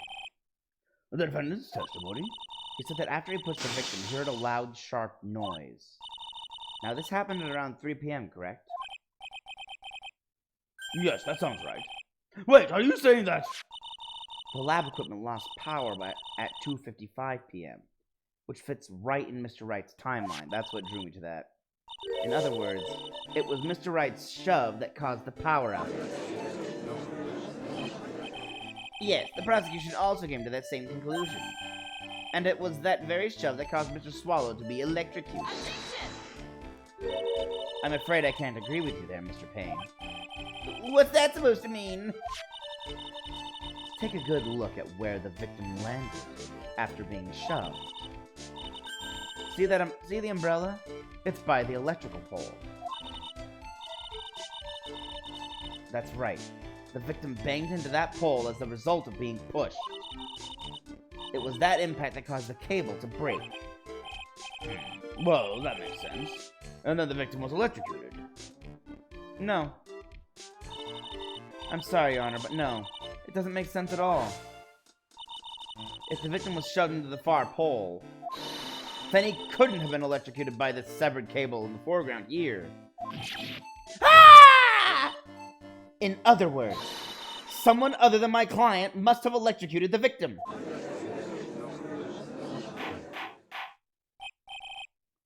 Order! Order in the court! Ah, the lamentations of my enemy. How I've longed to hear them. It's true. The defense is absolutely correct. There doesn't seem to be any way the defendant could have... Mr. Judge, sir? May I say something? The Madame Attorney's explanation. She said some things that are a little different than I remember them. What the? Please, just once more. May I please testify one last time? Please, Mr. Judge? Of course it's all right. Just go right ahead and give your new testimony. This is it. She's finally starting to show her true colors. Manipulating. The truth is, Feeney pushed him twice. The first time was into the electrical pole. That's when the cable broke. Then Dougie tried his best to run away from him. But Feeney caught up and crashed into him from behind. The cable snapping and Doug being electrocuted. It all occurred in less than a minute. Impossible!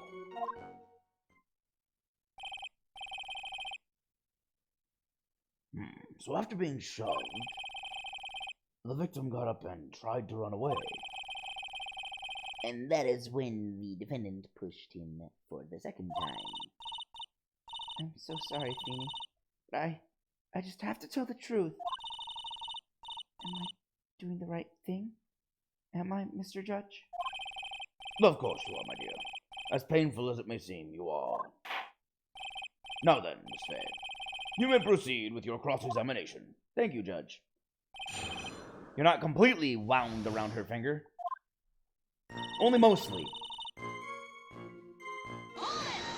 There's all kinds of wrong with her testimony now. Miss Hawthorne, please, previously in your testimony, you said the following. Actually, I didn't see the moment he pushed Dougie. I know. I'm sorry. I wanted to protect Feeny. So that's why you basically lied to the court? I was a bad girl. I know. Mr. Judge? Yes? Would you please forgive little old me? Of course he won't! What you did is called perjury! Oh, come now, it was just a little old white lie.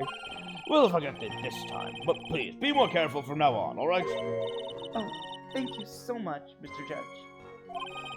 Not at all! Ho, ho, ho!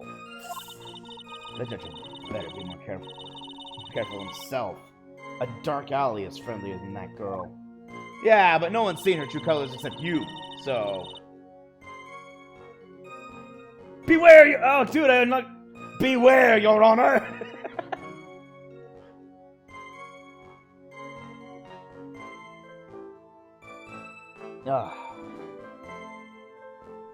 The first time was into the electrical pole. That's when the cable broke. You're saying you actually saw the victim get pushed into the electrical pole? I know he doesn't look it, but Feeny can be a bit of an imp when he wants to be. Oh, really? But I never imagined that he would cause an electrical cable to break. Feeny really is scary when he gets mad. Yes, he sounds like a very dangerous individual indeed. Then Dougie tried his best to run away from him.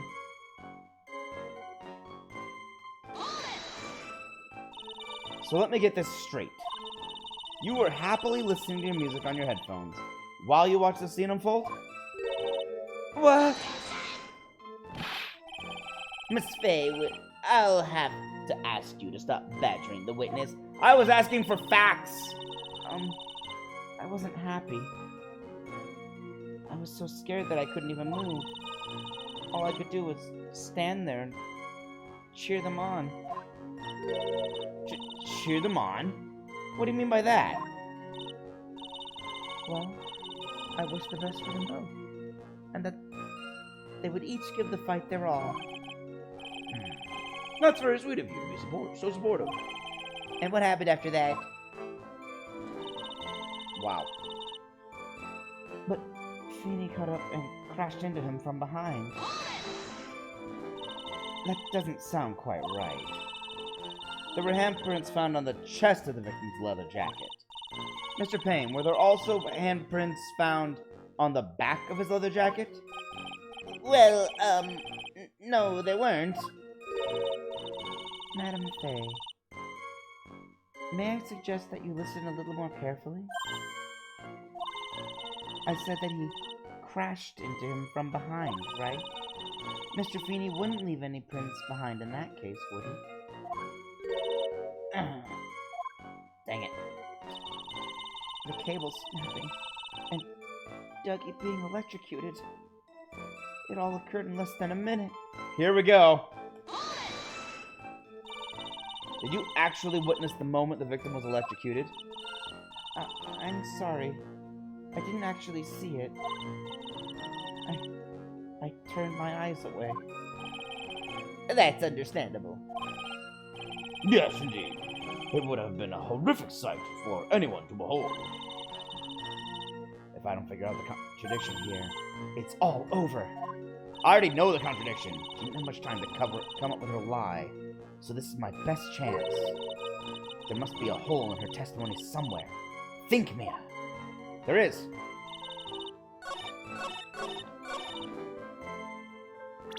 But I need to use evidence. Bang! That's enough, witness. I'm afraid I don't understand. You will in a minute. Could you please take a look at this picture? Oh, that medicine. That's the one Feeny likes to take for his cold. Caffeine. It's not the medicine I want you to look at.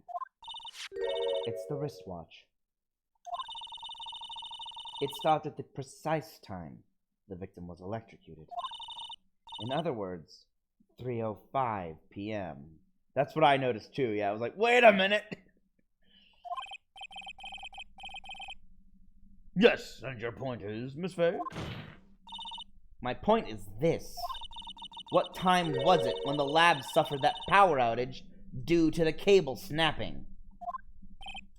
Well, according to the student's testimony, the answer is clear. It was 2:55 p.m. Yay!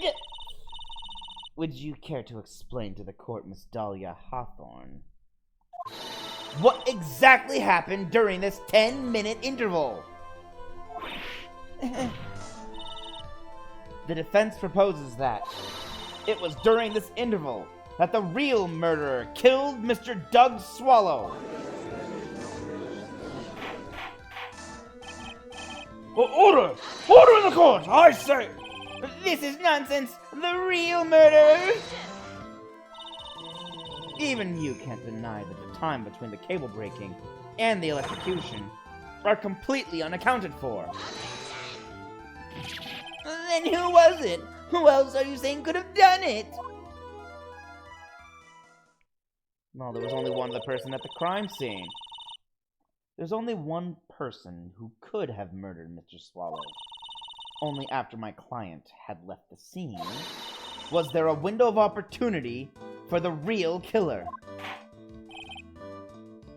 Miss Faye, is the defense ready to indict someone as this real killer? Yeah, but I don't think you're gonna be happy with it. It's finally time. This is the moment I've been waiting for. Yes, Your Honor. We are ready. Very well. But remember, if you accuse the wrong person, you will be penalized. Okay, fine. The penal system is coming into place. A penalty system. Think very carefully before you speak, Miss Faye. Now then, Miss Faye, let's have it. Who was the real killer? This bottle of cold medicine! Nah. The victim, who's dead! My mentor!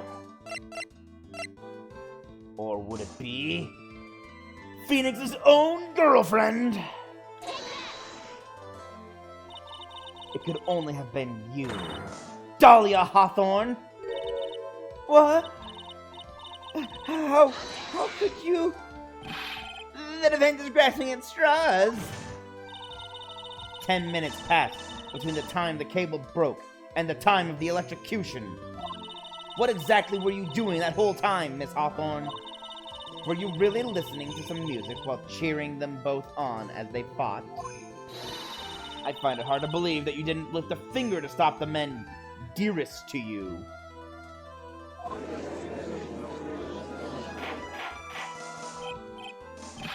Order! Order! Miss Faye! What? I mean, why? That is to say... Miss Hawthorne, I believe you did witness the two men fighting on that day. However, after Mr. Wright pushed the victim and subsequently left the scene, it was you who pushed Mr. Swallow to his death by your very own hands. Ah! How can you say something so mean, Madame Faye? I didn't do anything. Miss Faye, this is a very serious... Phoenix has said hold it! Your Honor, please, I have something I want to say. Achoo! You! What is it? Please strike everything the defense said just now from the record. What the? Are you daft? You're totally wrong, Miss Faye. Dolly, she couldn't do something like that. Mr. Wright, get back in your seat. Bailiff, grab that man. Ah! Achoo! Leave my dolly alone! Achoo!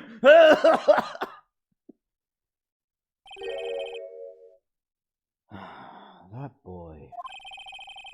He's got himself in way over his head. Oh, Mr. Grossberg, you're back. It seems I've arrived just in the nick of time. I found the police report on that incident in your newspaper clipping. Thank you. Thank you so much. This is exactly what I was hoping for. You better take a good look at it. It, details how you came to lose your boyfriend. Oh, I forgot that little detail. Now then, the defense has made a very serious accusation. Mr. Payne, what do you have to say about this? Well, really, Your Honor, that is, May I interrupt you for just a moment, Mr. Prosecutor? Don't worry, my dear. I have the situation well in hand.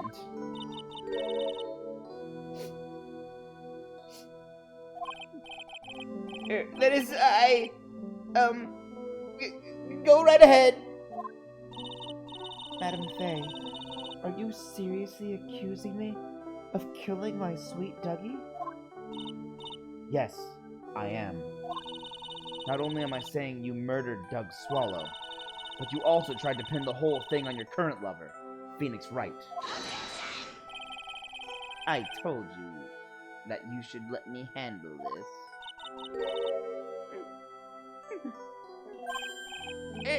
Sorry. Please, go ahead. How can you say that? I'm absolutely devoted to my dear Feeny. The notion that I would try to frame him is ludicrous. This is all just too much from poor little me to bear. I believe the girl is trying to ask what on earth her motive would be. Thank you, mentor. Okay, what is her motive? The answer to that lies somewhere in this police report. It must. Okay, let's take a look at the police report. Let's just go the other way. There we go. 2 pages. Location, District Courthouse Cafeteria. Date and time, August 27th, 4 p.m. Victim, Diego Armando.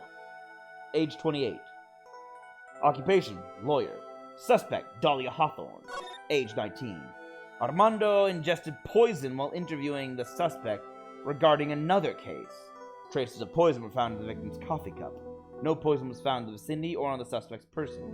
It is unclear how the poison ended up in the victim's coffee cup.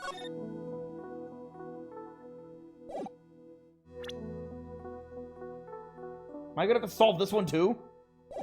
Alright. 8 months ago, an incident occurred in the basement cafeteria of this building. And then, that same day, the two of them accidentally meet. Oh! Thank you for showing me that. I now know how the poison got into his coffee. The little bottle. She hid the evidence on Phoenix, and then Phoenix wouldn't give it back because he's so daft. Your Honor, the defense requests further testimony from Miss Dahlia Hawthorne.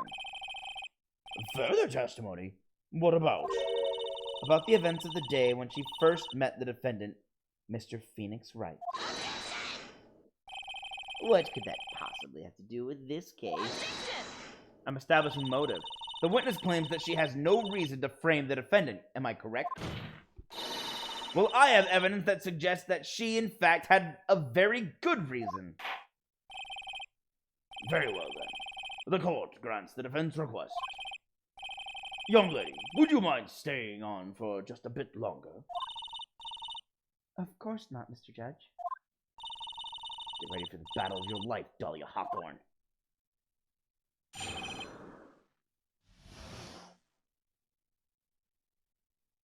How I Met My Feenie. I first met my darling Feenie 8 months ago.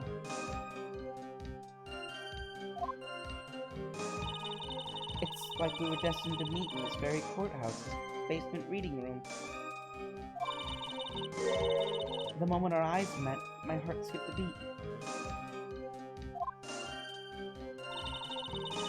We've been going out ever since that fateful day.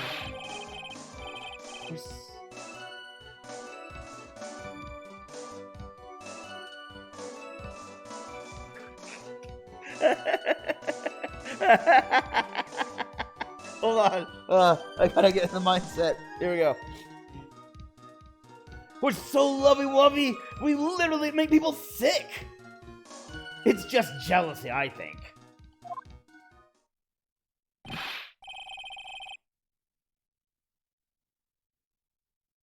Mr. Wright, do that again and you'll be held in contempt of court. And now we enter the final act of our little drama. As we used to say in the days of my youth, go get her, Miss. Quite. I first met my darling Feenie 8 months ago. So until that time, you had been dating Doug Swallow?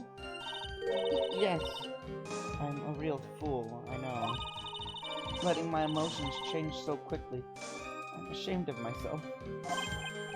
No, not at all. Look at me, I'm infamous for changing my mind. That's a horrible call out. Okay, well, see, I don't know. He's also infamous for being naive. My credits haven't been taken to calling me Judge Fickle. Ho, ho, ho. You should look for a different line of work. But he won't. Despite that, however, he always hands down the correct verdict. That's why some people also call him the Great Judgini. It's because he's got good attorneys under him. It's like we were destined to meet in this very courthouse's basement reading room. The courthouse reading room? That's a strange place to meet the love of your life. That's not true, Madame Faye. After all, Feenie was not only an art student, but he was also planning on becoming a lawyer. I'm not talking about him. I'm talking about you, Miss Hawthorne. What was a literature student doing in a courthouse reading room? This line of questioning is a waste of time. It has nothing to do with our murder case. Miss Faye, I'm warning you. This has nothing to do with Mr. Swallow's case.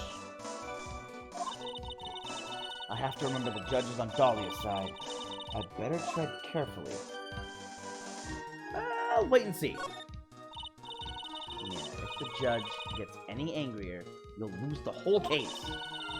I'll just have to hold my tongue for the time being. Now then, young lady, please go on with your testimony. Tell us about the time you first met Phoenix Wright.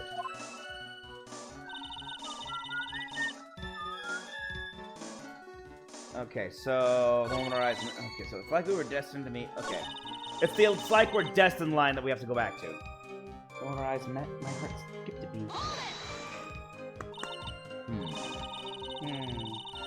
So what was it about Mr. Wright that made your heart malfunction like that? In my personal opinion, he just looks like a typical snotty-nosed college brat. Perhaps to a woman your age. But to me, Feenie is handsome. Perhaps to you, Miss Hawthorne. But to the rest of the planet, he's a dime a dozen. Love is a mysterious thing, and I object to this line of questioning. If you were to look at my wife, for example, you might all be shocked. He's telling the truth. It was truly, truly shocking. It could be shocking for a number of reasons. Why? What was shocking?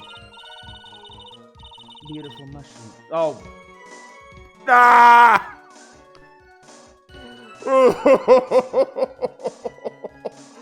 Okay, hold on. I gotta read this line with a straight face. Hold on.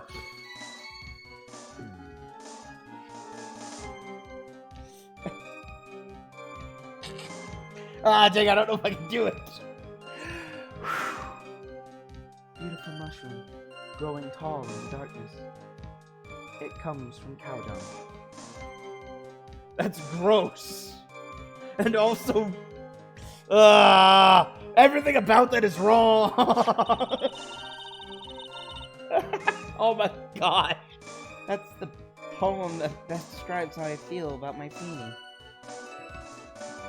What?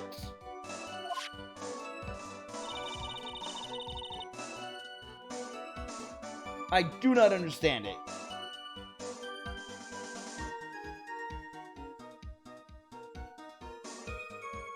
There's everything wrong with that last statement.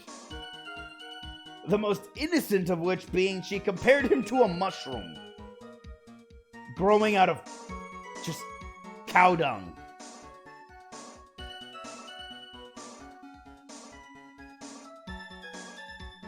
It wasn't a fateful day.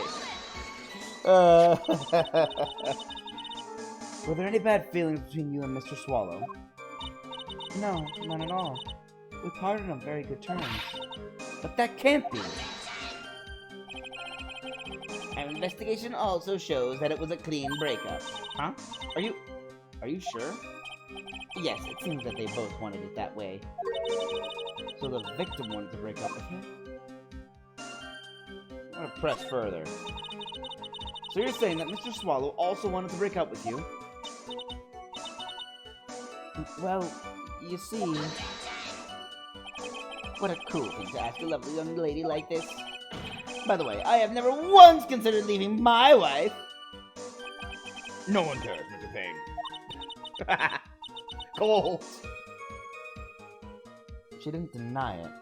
That must mean Judge Swallow must have seen through her little act. He must have gotten a glimpse of her true nature. Listen to me, Mayor. That woman is has the judge in the palm of her hand, you see. So the only way to discredit her is to find a contradiction in her testimony. I'm doing that. Okay, I guess I gotta go with the destined one now. Reading room, yada yada yada. Judge says, hey! Well, he says objection. The judge says, hey. Keep pressing. Your Honor, if you'll allow me some latitude, I think I can establish relevance. Please ask her to continue on with her testimony. Very well. Young lady, I've got a simple question for you. What were you doing downstairs in the courthouse reading room?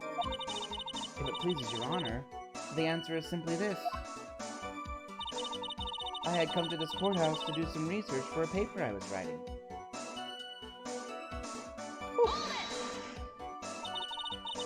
You were writing a paper? On what? On the relationship between modern Senryu poetry and the criminal underworld. Ho ho ho! That sounds like a fascinating research idea. Am I getting old? Now I've even forgotten what I've forgotten. Again with the midlife crisis stuff? Mia, why did that girl really come to this courthouse? Isn't that what you wanted to know?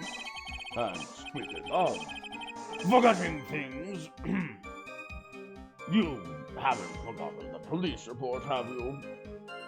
I went all the work to get it. He actually said it. I went through a lot of trouble to get it, my dear. So be sure to read it carefully. I know.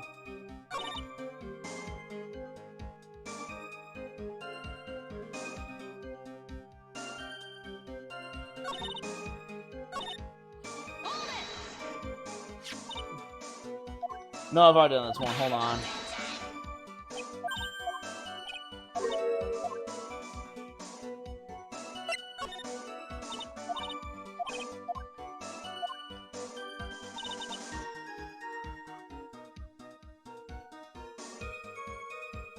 Met him 8 months ago. Destined to meet in this very courthouse.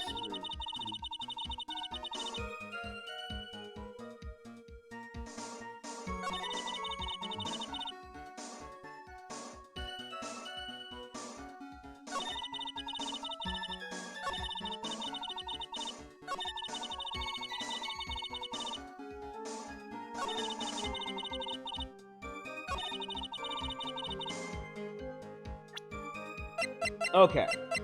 There's gotta be something I can present. There's not a lot I have.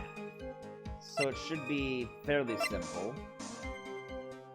I'm probably overlooking something key and simple.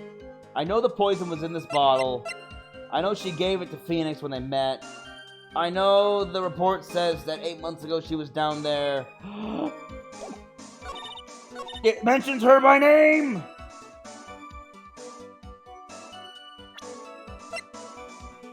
It mentions her by name! Miss Hawthorne, you weren't here because of your research paper, were you? Didn't you actually come here for a much more important reason?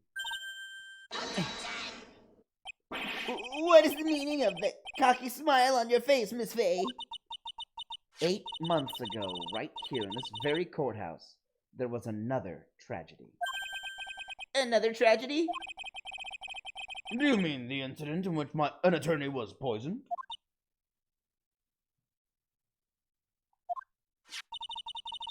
The name of the suspect in that incident is listed here in this report. And that name is Dahlia Hawthorne. What? Dahlia Hawthorne? Yes, the sweetie pie of everyone's eye, Miss Dahlia Hawthorne. She was the prime suspect in a criminal case just 8 months ago.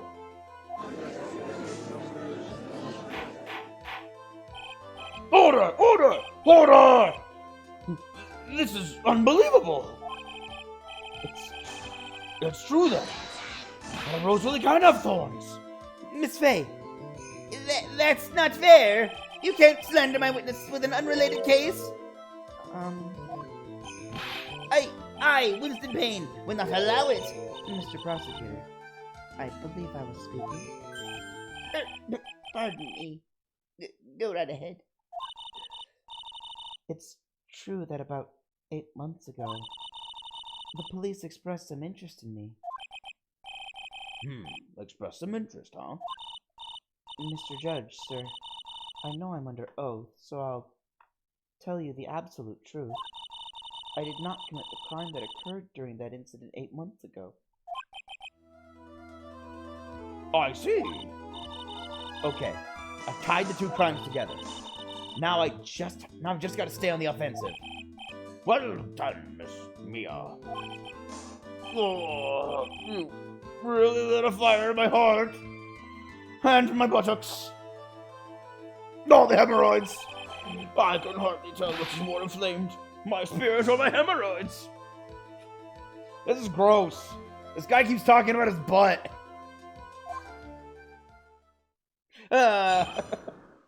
What is this game? What has it become?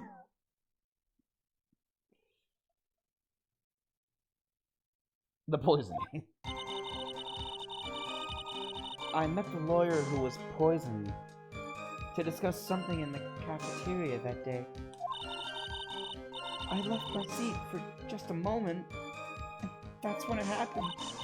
From what I heard, it was a liquid poison that is lethal in just 2 teaspoons. And not only that, I heard it was a very special kind of poison. So you see, I'm innocent. I wouldn't even know where to get a poison like that. So that's what happened here 8 months ago. However, as you heard from the witness's testimony, she had nothing to do with it. I think the defense is just about out of tricks. I'm terribly sorry, Mr. Payne, but I'm afraid the defense has many more tricks up its sleeve today. And I'll be sure to show them to you before the end of this cross-examination. Ah! What the? Why does the defense suddenly feel stronger? Aha! Mia, you're glowing with a true lawyer's aura, my dear. That proud posture and self-confidence. Absolutely smashing. The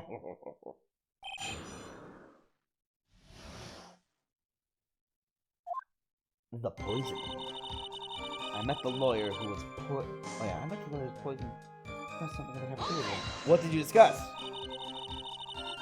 What were you talking about with the defense attorney? Why'd she kill a defense attorney? That's the real question. Well, I'm sorry, but that's confidential. According to the report, you were being interviewed regarding another case. The lawyer that was killed, he said he wanted to talk about an incident I was caught up in when I was younger. Why didn't you tell us all what that incident was? That has absolutely nothing at all to do with this case. Objection sustained. The defense's question is stricken from the record. You get involved in a lot of incidents, don't you, Miss Hawthorne? Well, I guess I was just born under a bad sign. Don't worry, Dolly! I'll protect you! You heard the man. Now that is true love, young lady. Oh, Feeny. Please. Those two are really making me ill. Albeit for decidedly different reasons. I left my seat for just a moment, but that's when it happened. How long were you gone? I've already answered all these questions for the police. But if you must know, maybe 10 or 20 minutes? And where were you during that stretch of time? Using the toilet? What are you saying, Miss Faye? Toilet? My perfect little Dolly doesn't poop!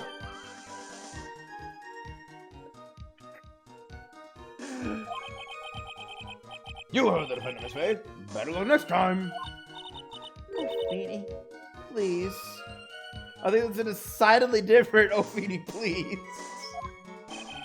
The police have already looked into this whole matter. This line of questioning is nothing but a waste of the court's time. Objection sustained. Miss Hawthorne, please continue with your testimony.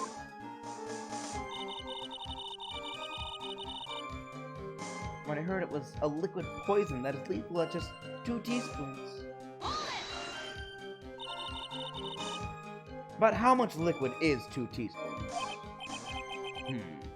Well, let me see. My bottle of eye drops says it's half a fluid ounce, which is equal to 3 teaspoons. So it's about 2/3 of that amount, huh? The poison was found in the lawyer's mug of coffee. It must have been after I left the table. Someone must have quietly slipped it in there. Not only that, I heard it was a very special kind of poison. A special kind of poison? How so? Well, I heard that it's almost impossible to detect. Oh, and where would something like that come from? I'm sorry. All I know is what I overheard the policeman saying. They said something about using advanced chemical processes to purify it. Chemical processes? Well, that's quite impressive. Most impressive.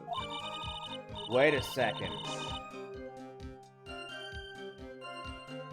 Chemical processes? Requiring advanced technological processing? I wonder where we've heard that before in this case. The better question is, how did the criminal get something like that? So you see, I'm innocent. I wouldn't even know where to get a poison like that. And that's the reason they didn't arrest you? Because no one could show how you could have gotten the poison? I think that's a good enough reason, Madame Faye. She's right, and I think we've all had enough of Miss Faye's questions.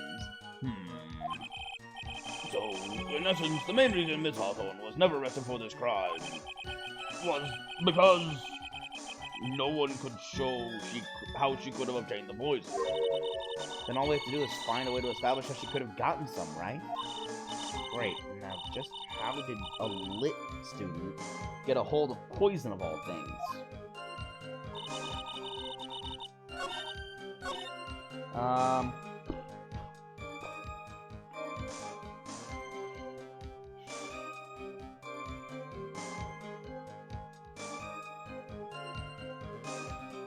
I've got a couple options I can think of.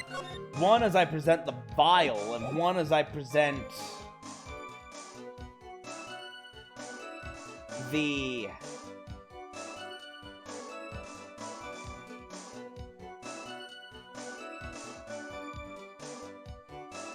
What's it called? Oh yeah, the victim.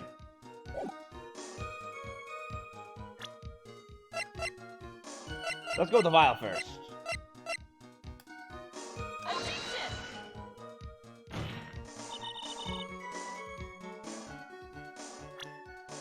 Okay. That was wrong.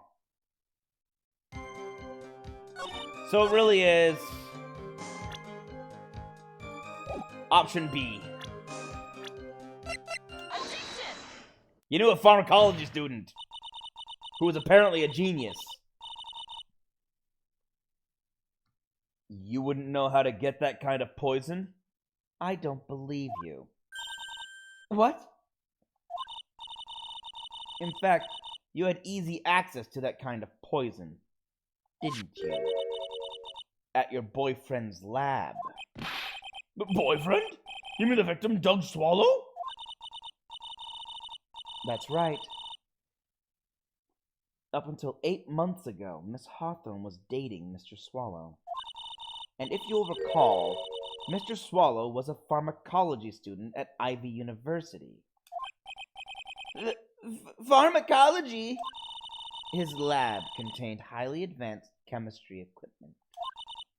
In fact, without such equipment, the culprit could never have obtained such a rare poison. A rare and special poison.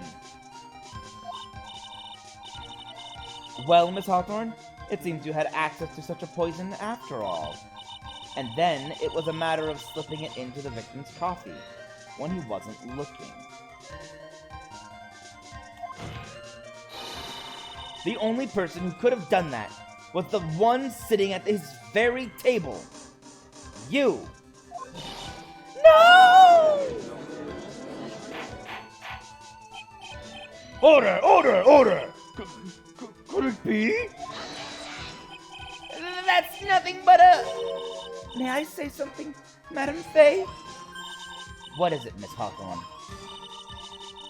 The amount of poison in the coffee was 2 teaspoons, correct? In order to carry that much liquid, you would need some kind of container. Well, yes, that's true. I was searched immediately after the incident took place. Quite true. In fact, the entire courthouse was turned upside down. But they didn't find a suspicious container anywhere, did they? She's right. They even mentioned that in the report. I love it! Somehow Phoenix got out right before that! On accident. Well, you could have easily gotten rid of something like that. Something that small. Excuse me, madame. But this is a court of law. If you're saying I threw the poison container away, I think you need to show some kind of proof. Proof? She got me good with that. No, she didn't. You have it! You're holding it!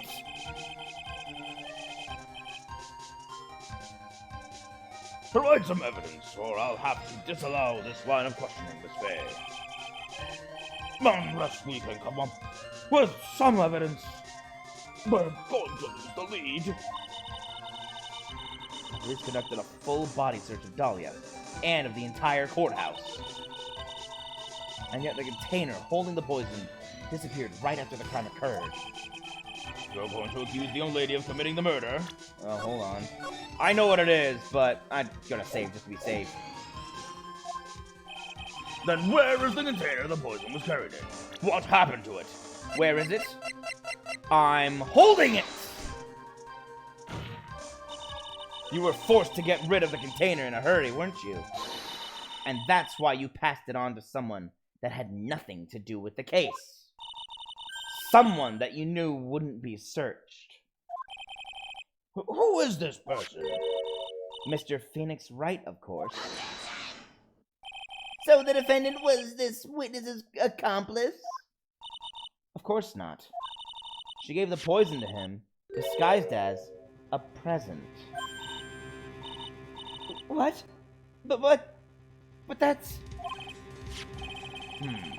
That's a charming little necklace.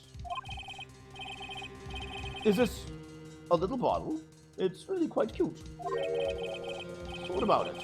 What does it mean, Miss Faye? The day that the witness met and fell for Mr. Phoenix Wright was 8 months ago. August 27th, the very same day as the poisoning incident. Under the pretense of love, the witness gave my client a present. All for the purpose of hiding the one piece of evidence that would give her away. What? Are you saying there's deadly poison in here? No, there's no longer any poison in that bottle. However, I'm certain if the crime lab were to analyze it, they would find a trace amount. No!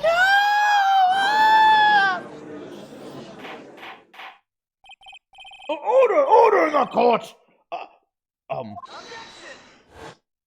You can't object, you're not a court, you're not a lawyer! I'm having Dolly, I object! Mr. Wright, control yourself. I won't let you bully her like this! Mr. Wright, I thought I told you to stay in your seat. Mr. Wright, why? Why are you going through so much trouble to protect her? Why? Because I'm madly in love with her! Well, you are mad. Madly in love? I haven't heard anyone say that in a long time. Mr. Wright, have you ever thought about this? Why exactly would a woman like Dahlia Hawthorne want to date you anyway? Well, I guess she must be madly in love with me too. Mr. Wright, please, open your eyes. At this point in the trial, I think it should be obvious to everyone. The real reason that Dahlia Hawthorne is dating you...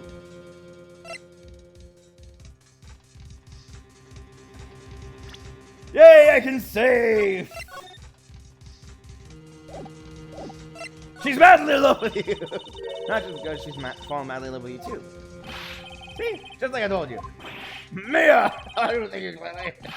That flies in the face of everything we've learned up to this point. I'm sorry, I don't know why I even said that. I guess it's because I just like the sound of the phrase, madly in love.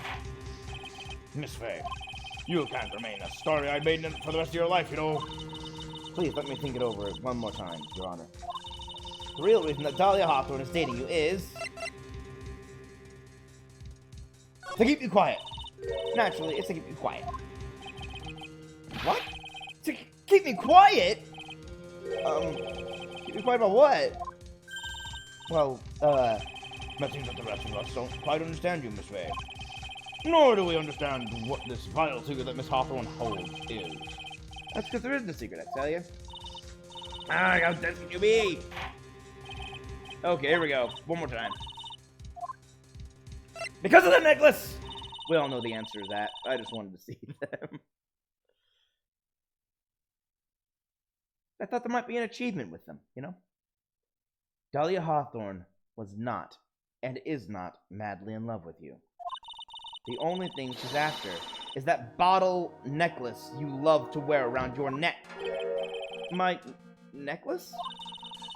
Back there in the waiting room, you said it yourself. Yeah, but she's so shy. Every time I see her, she always says the same thing to me. Please give it back now. What a strange thought, asking for a present back like that. For Dahlia Hawthorne, that necklace is irrefutable evidence of her crime. That's why she absolutely had to get it back. You're lying. But you never gave it back to her. And to make things worse for her, you insisted on showing it to everyone you met. That's why she... I don't believe you. No! That's a lie!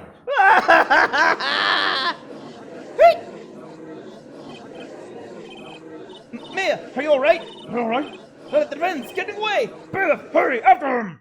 No! Phoenix, why'd you run? You're the defendant! Mia, are you alright? Yes, I think so. That boy. He went completely insane. Where? Wait, where's Mr. Wright? It looked like the bailiff caught him, so he should be back soon enough. Thank goodness. Oh no, What is it? the bottle necklace! Mr. Hawthorne's present! It's gone! What? That's terrible! Mr. Wright must have grabbed it when she slammed... Mr. Wright must have grabbed it when he slammed into me. Foolish boy. That's the only thing that could have saved him. What in blazes are we supposed to do now?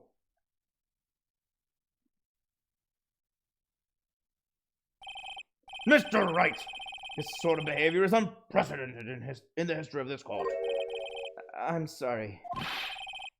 I'm afraid that your apology is not enough. I'm afraid that your apology is not enough. I need more force. Mr. Wright, what did you do with the bottle necklace? Forgive me. I'm sorry. It's okay. Just give back the necklace. I ate it. You what? You ate it? It was too big to swallow, so I had to chew it into little bits first. But yeah, I don't believe you for a second! That bottle is made of glass! You'd be coughing up blood right now if you did that! What the... What? What are you doing now? Your Honor, you've got to stop the trial. Mr. Wright, are you feeling okay? Oh, that's what it is. Does your stomach hurt? That bottle you swallowed may have had some poison left in it.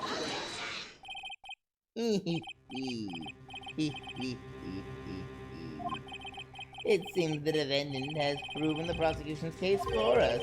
Clearly the bottle did not contain a deadly poison. How can you be so sure? I think that's obvious.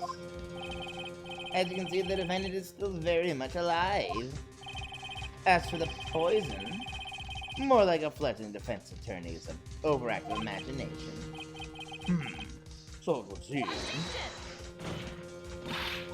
No, there must be some mistake. The bottle must not have had any poison left in it. Either that or the poison must have lost its potency. There. It's all right, Rookie. Trusting your client is the most noble thing a defense attorney can do. And it's heartwarming to see that you place this much faith in Mr. Wright. But that's how it is for us on the prosecution side, too.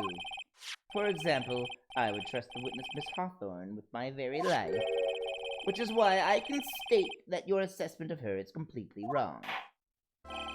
That's enough. Unfortunately, Miss Fay, I cannot accept your explanation of the event. But why?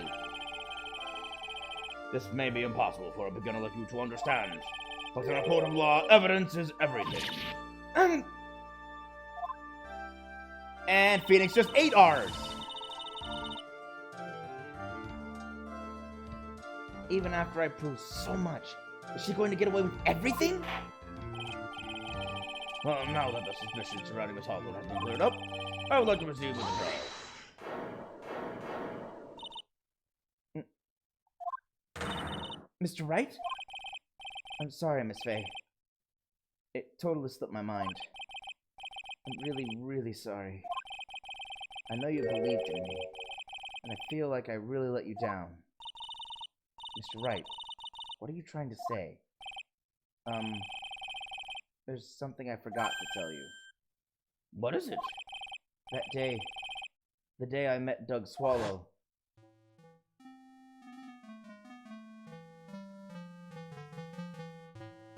That girl. You shouldn't see her anymore. Hey, that's none of your business. I'm telling you for your sake. If you continue to see her, it's going to be bad news. You're lying! Just listen to me. There's something you need to know about that girl. Last night, someone stole some poison from our lab. Poison? The same thing happened 8 months ago. A drug sample was stolen. She came to the lab that time too. It could only have been her. That girl is a thief. Stop it! Don't talk about her like that!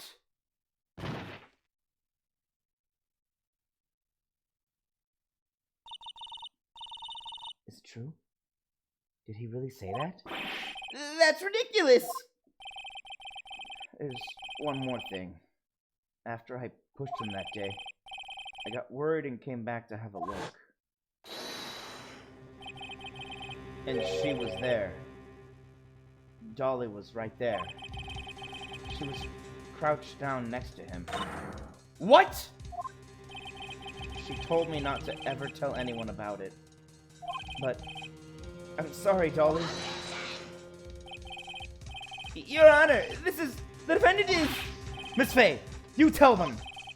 Dolly didn't do it. She's innocent. So Dahlia stole poison 8 months ago too, huh? If you put that together with Mr. Wright's testimony, then there's only one possible conclusion. The defense believes that Miss Dahlia Hawthorne stole some poison on the night before she killed Doug Swallow. The night before? Naturally, her motive for stealing it was to kill someone. Miss Faye. If you're so certain of your period, let me ask you this. Yeah, this is your last chance. Think carefully now. Whoops!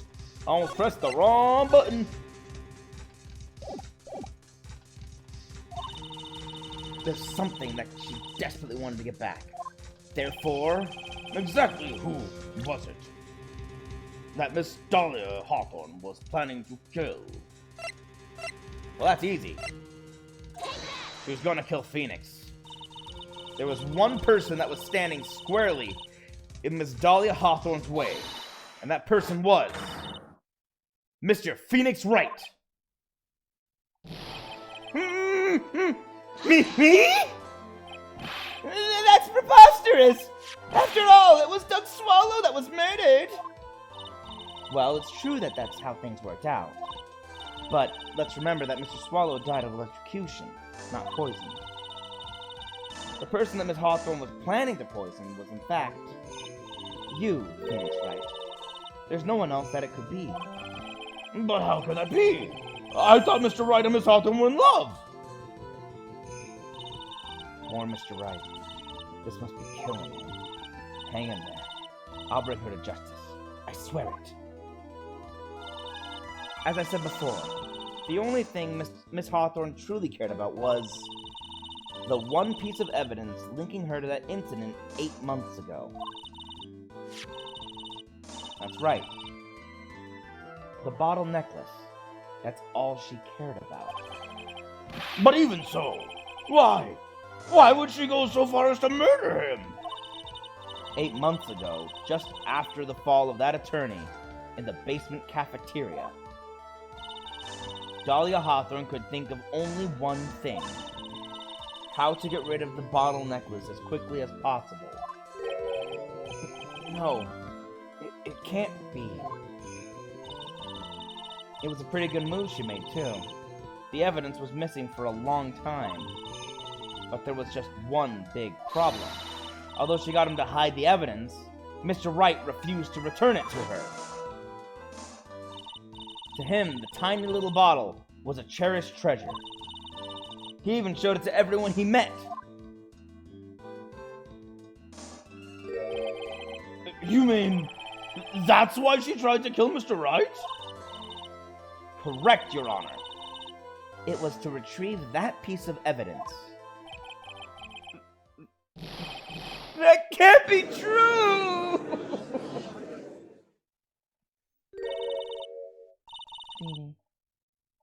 a joke you are. Here's the real Dahlia. Yeah. Honestly, how can any woman ever count on you for anything? I even told you time and time again to keep your trap shut about me and that necklace. You disgust me. Miss Hawthorne? It appears that we're nearing the end of this trial. Fine. I can tell you plan on making me into a criminal no matter what I say. You are a criminal, Miss Hawthorne. We'll see about that. But first, where's your evidence? It seems your sniveling little crybaby of a client has eaten the bottle as a snack. Well, Hey, old man, are you senile or something? Why don't you say something instead of sitting there with that dumb look on your face? Miss Hawthorne! What's happened to you? Are you really that shocked? Or do you prefer me this way, Mr. Judge? With absolutely no proof. You treat a voluntary witness like she's a mass murderer. this is what a sociopath does. Ladies and gentlemen, meet our sociopath. Sociopaths have muted emotions and feel nearly no empathy at all for other human beings and can change their emotional state on a dime, just quickly. They can immediately start crying crocodile tears, and you wouldn't even know unless you knew their nature. And then they can just as quickly stop. They can kill someone and then go have a cup of tea in the same room without batting an eye. That's the nature of sociopathy. It's essentially empathetic deadness. They have no empathy. And they can be very scary.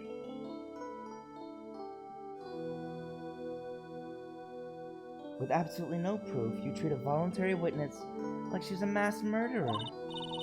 Well, I have nothing more to say. I'll be heading home now if you don't mind. But we're not finished. Fine. Then ask this nasty old hag to finish up already.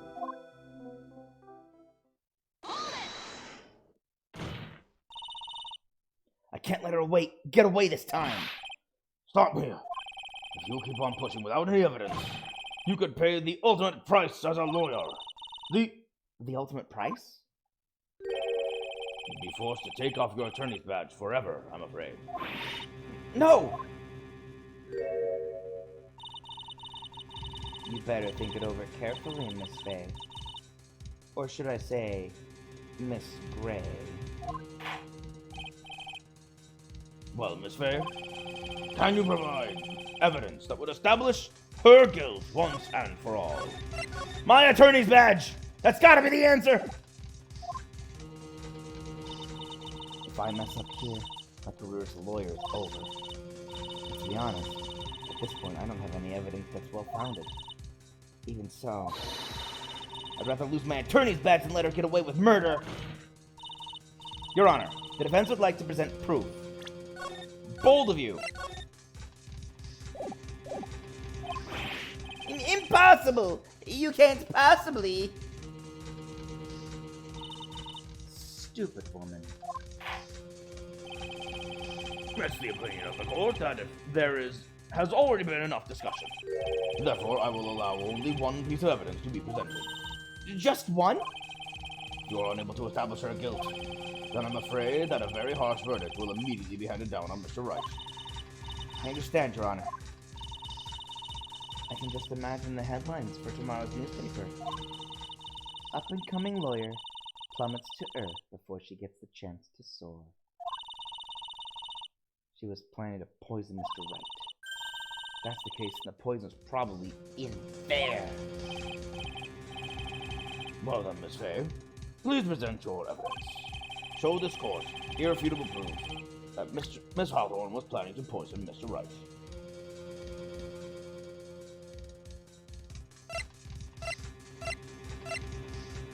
Here's one option. Wait. Oh, right. The necklace was gone. Okay, so. Here's my only option. My attorney's badge. No. Cold Killer X.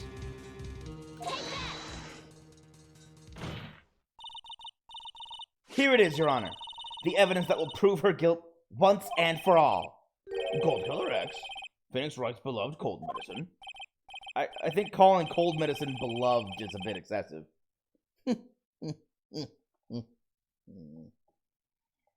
Does our rookie defense attorney have a bit of a cold?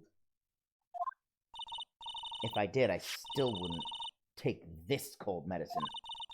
After all, it's been poisoned. What? Remember what that defendant said in his testimony? But I lost my bottle of it around lunchtime on the day of the accident. I always eat lunch with Dolly, just the two of us. She was the one who took his bottle of Cold Killer X. Then she poisoned it, knowing that Mr. Wright was going to take some. Now you're really grasping at straws. After all, it was the victim, Doug Swallow, that was holding the medicine. I would like the court to recall the crime that happened here 8 months ago. Where did Miss Hawthorne hide the evidence? Huh? What are you talking about? 8 months ago, the poison was hidden in her bottle necklace, which she then gave to someone else for safekeeping. Someone she had accidentally run into in the reading room. My client, Mr. Phoenix Wright. Yes, that's right. She did the same thing this time as well.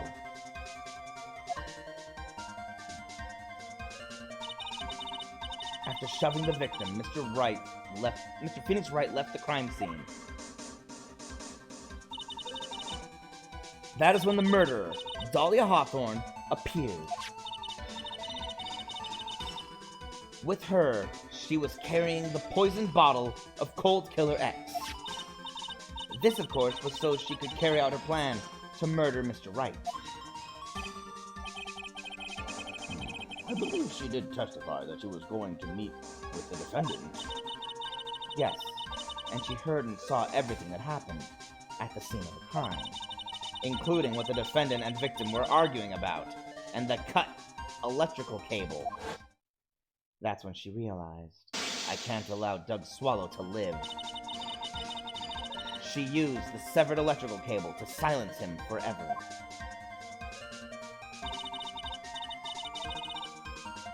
Unfortunately for her, this is when the problem occurred.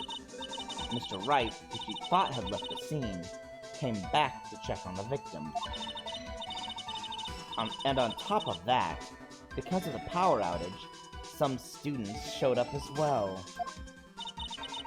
It's hardly any wonder that she was, as she put it, in a state of panic.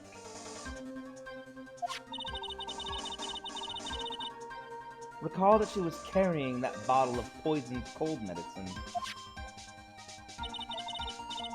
She must have thought, what if they searched me, like they did 8 months ago? 8 months ago?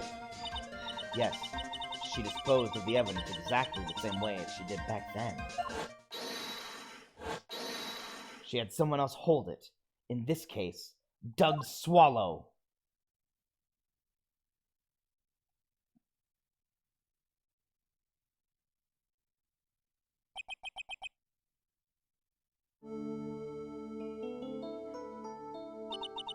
Oh, come on now, everyone. Surely you aren't fools, are you?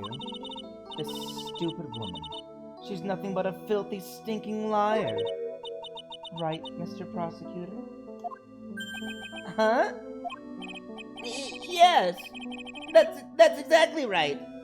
It's just pure desperation. I'm holding the bottle. Test it. I wonder which one of us is the desperate one.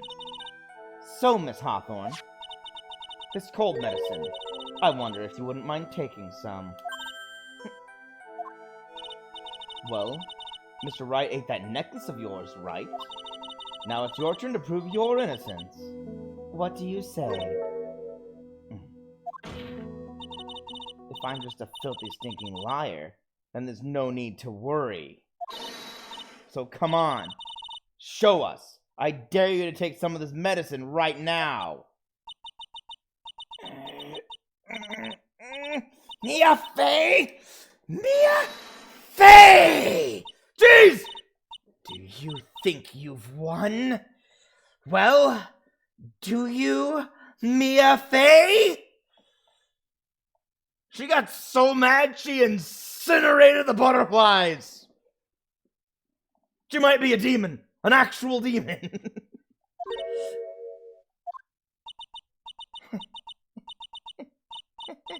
That's just fine. For the time being, victory is yours. Ooh, that was creepy. What's going on?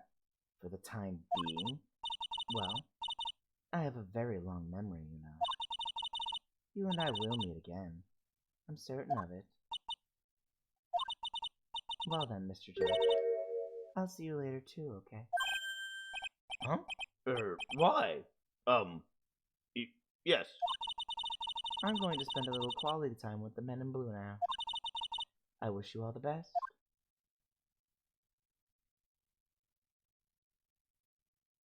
Remember what I said? Sociopath! They're creepy. No offense to anyone with sociopathy.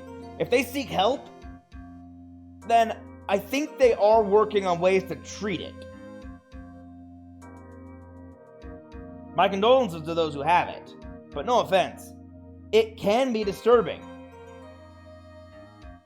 Talking with someone who has absolutely no empathy, or at the very best case scenario in those instances, muted empathy.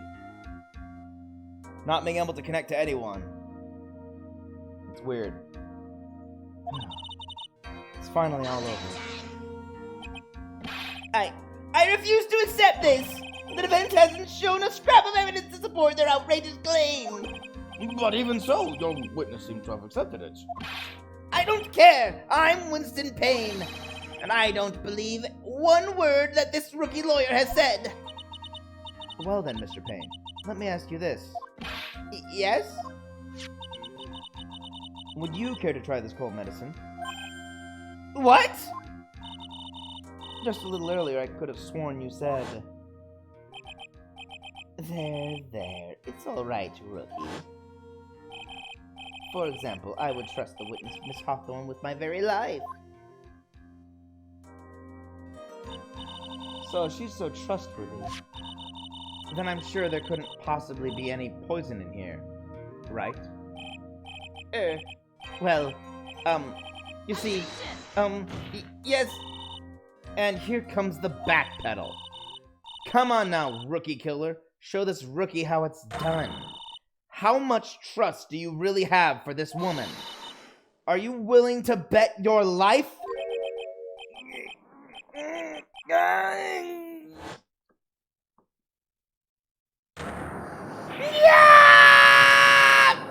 hair! My beautiful hair! No! And that was how he lost his hair. Or at least his pompadour. He still has hair. Just lost the pompadour. Mr. Payne. About Miss Dahlia Hawthorne. Yes, Your Honor. I'll file papers for her immediate arrest. Tragic. But not surprising. I knew there was something suspicious about her from the very beginning. Don't lie. Just admit you were wrong. By the way, Miss Fair, Yes, Your Honor. was it just me, or did you and Miss Dahlia Hawthorne seem to know each other?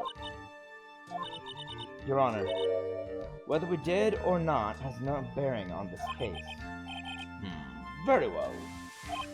Mr. Payne. This can't be happening. It's a nightmare. It's like losing to my daughter. It appears Mr. Payne has lost his spirit along with his hair. Well, she crushed the Rookie Crusher. She killed the Rookie Killer. Does the defendant have anything further to say? It can't be true. My dear Dolly! Had to! Very well then. I believe I am ready to pass judgment and bring this trial to an end. The court finds the defendant, Phoenix Wright, not guilty.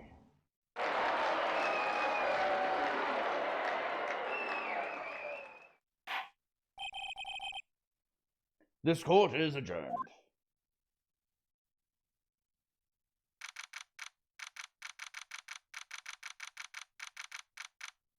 April 11th, 3:16 p.m. District Court, Defendant Lobby number 3.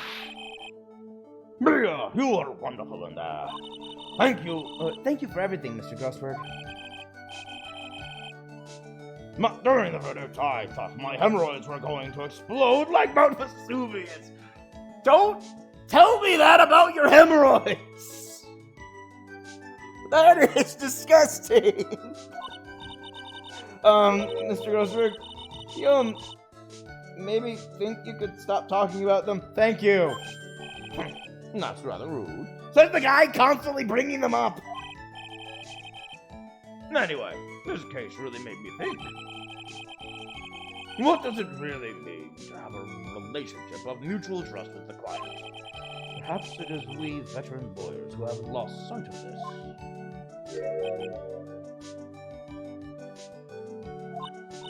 Oh, Mr. Wright. Congratulations. Thanks. You know, I was thinking. Go on. The dolly that I saw up there on the witness stand. I don't think that was really her. What? Yeah, the dolly I know could never have said those kinds of terrible things. Maybe she was like, I don't know, fake or something. Boy, this poor kid still hasn't got a clue. You need to forget about her, Mr. Wright, for your own sake. You're right. That's probably for the best. Also, you need to relax a bit more. Try to grow up a little.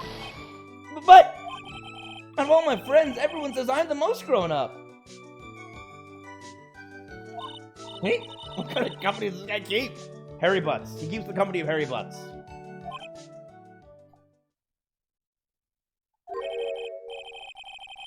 Sorry, Larry Butts. Sorry, not Harry, Larry. My bad, my mistake. Right now, I'm studying to become a lawyer myself. That's what you keep saying. But I thought you were in the art department. Well, yeah, I am. But there's a friend that I desperately want to help. And if I hurried, then I should still be able to save him. In time. I see. Say, Miss Faye, a lawyer is someone who can help people when they're in trouble, right? Mr. Wright, I'm still new at this myself. But I think that's exactly what a lawyer is. Okay, I'm going to do it. I'll study my butt off. I'll become a lawyer for sure. I hope we see each other again someday. Maybe even in court. Or as her apprentice. And then you'll rely on her constantly. It's been 5 years since I was acquitted of all charges. I became a lawyer like I planned, and managed to save my friend. But Mia's passed on to a better place. For me, this trial brings up a lot of painful memories. But it also brings up some very precious ones. And memories that I thought would never rise to the surface again. Mia is gone now. But even so, I can hear her in my mind. Phoenix, no matter what, always believe in your client.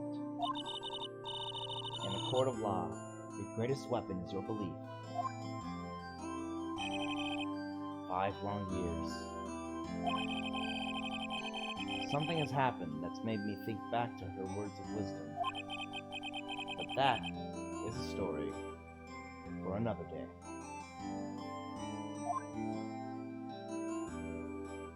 Episode 1, Turnabout Memories.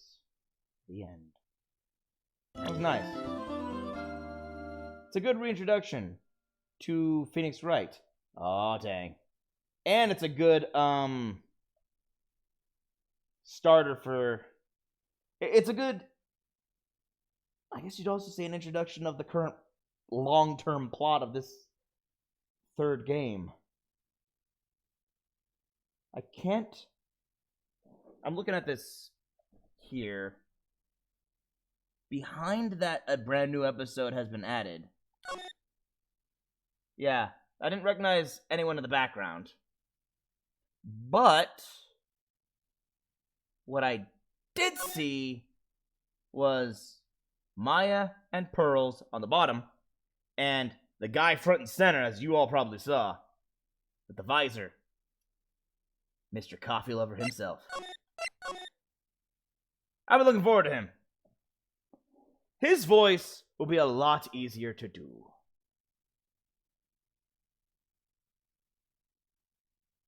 I remember him very, very well.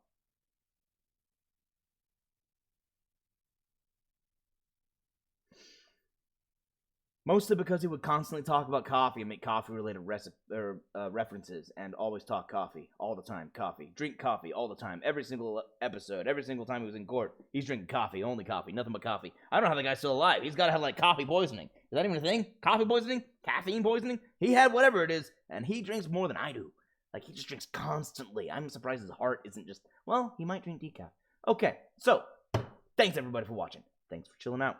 I look forward to tomorrow when we continue on to episode 2, because, amazing, it's cutoff time, and I made it through episode 1 entirely. Thanks for watching, everybody. Peace out. Tomorrow, we continue with the Stolen Turnabout. Bye-bye.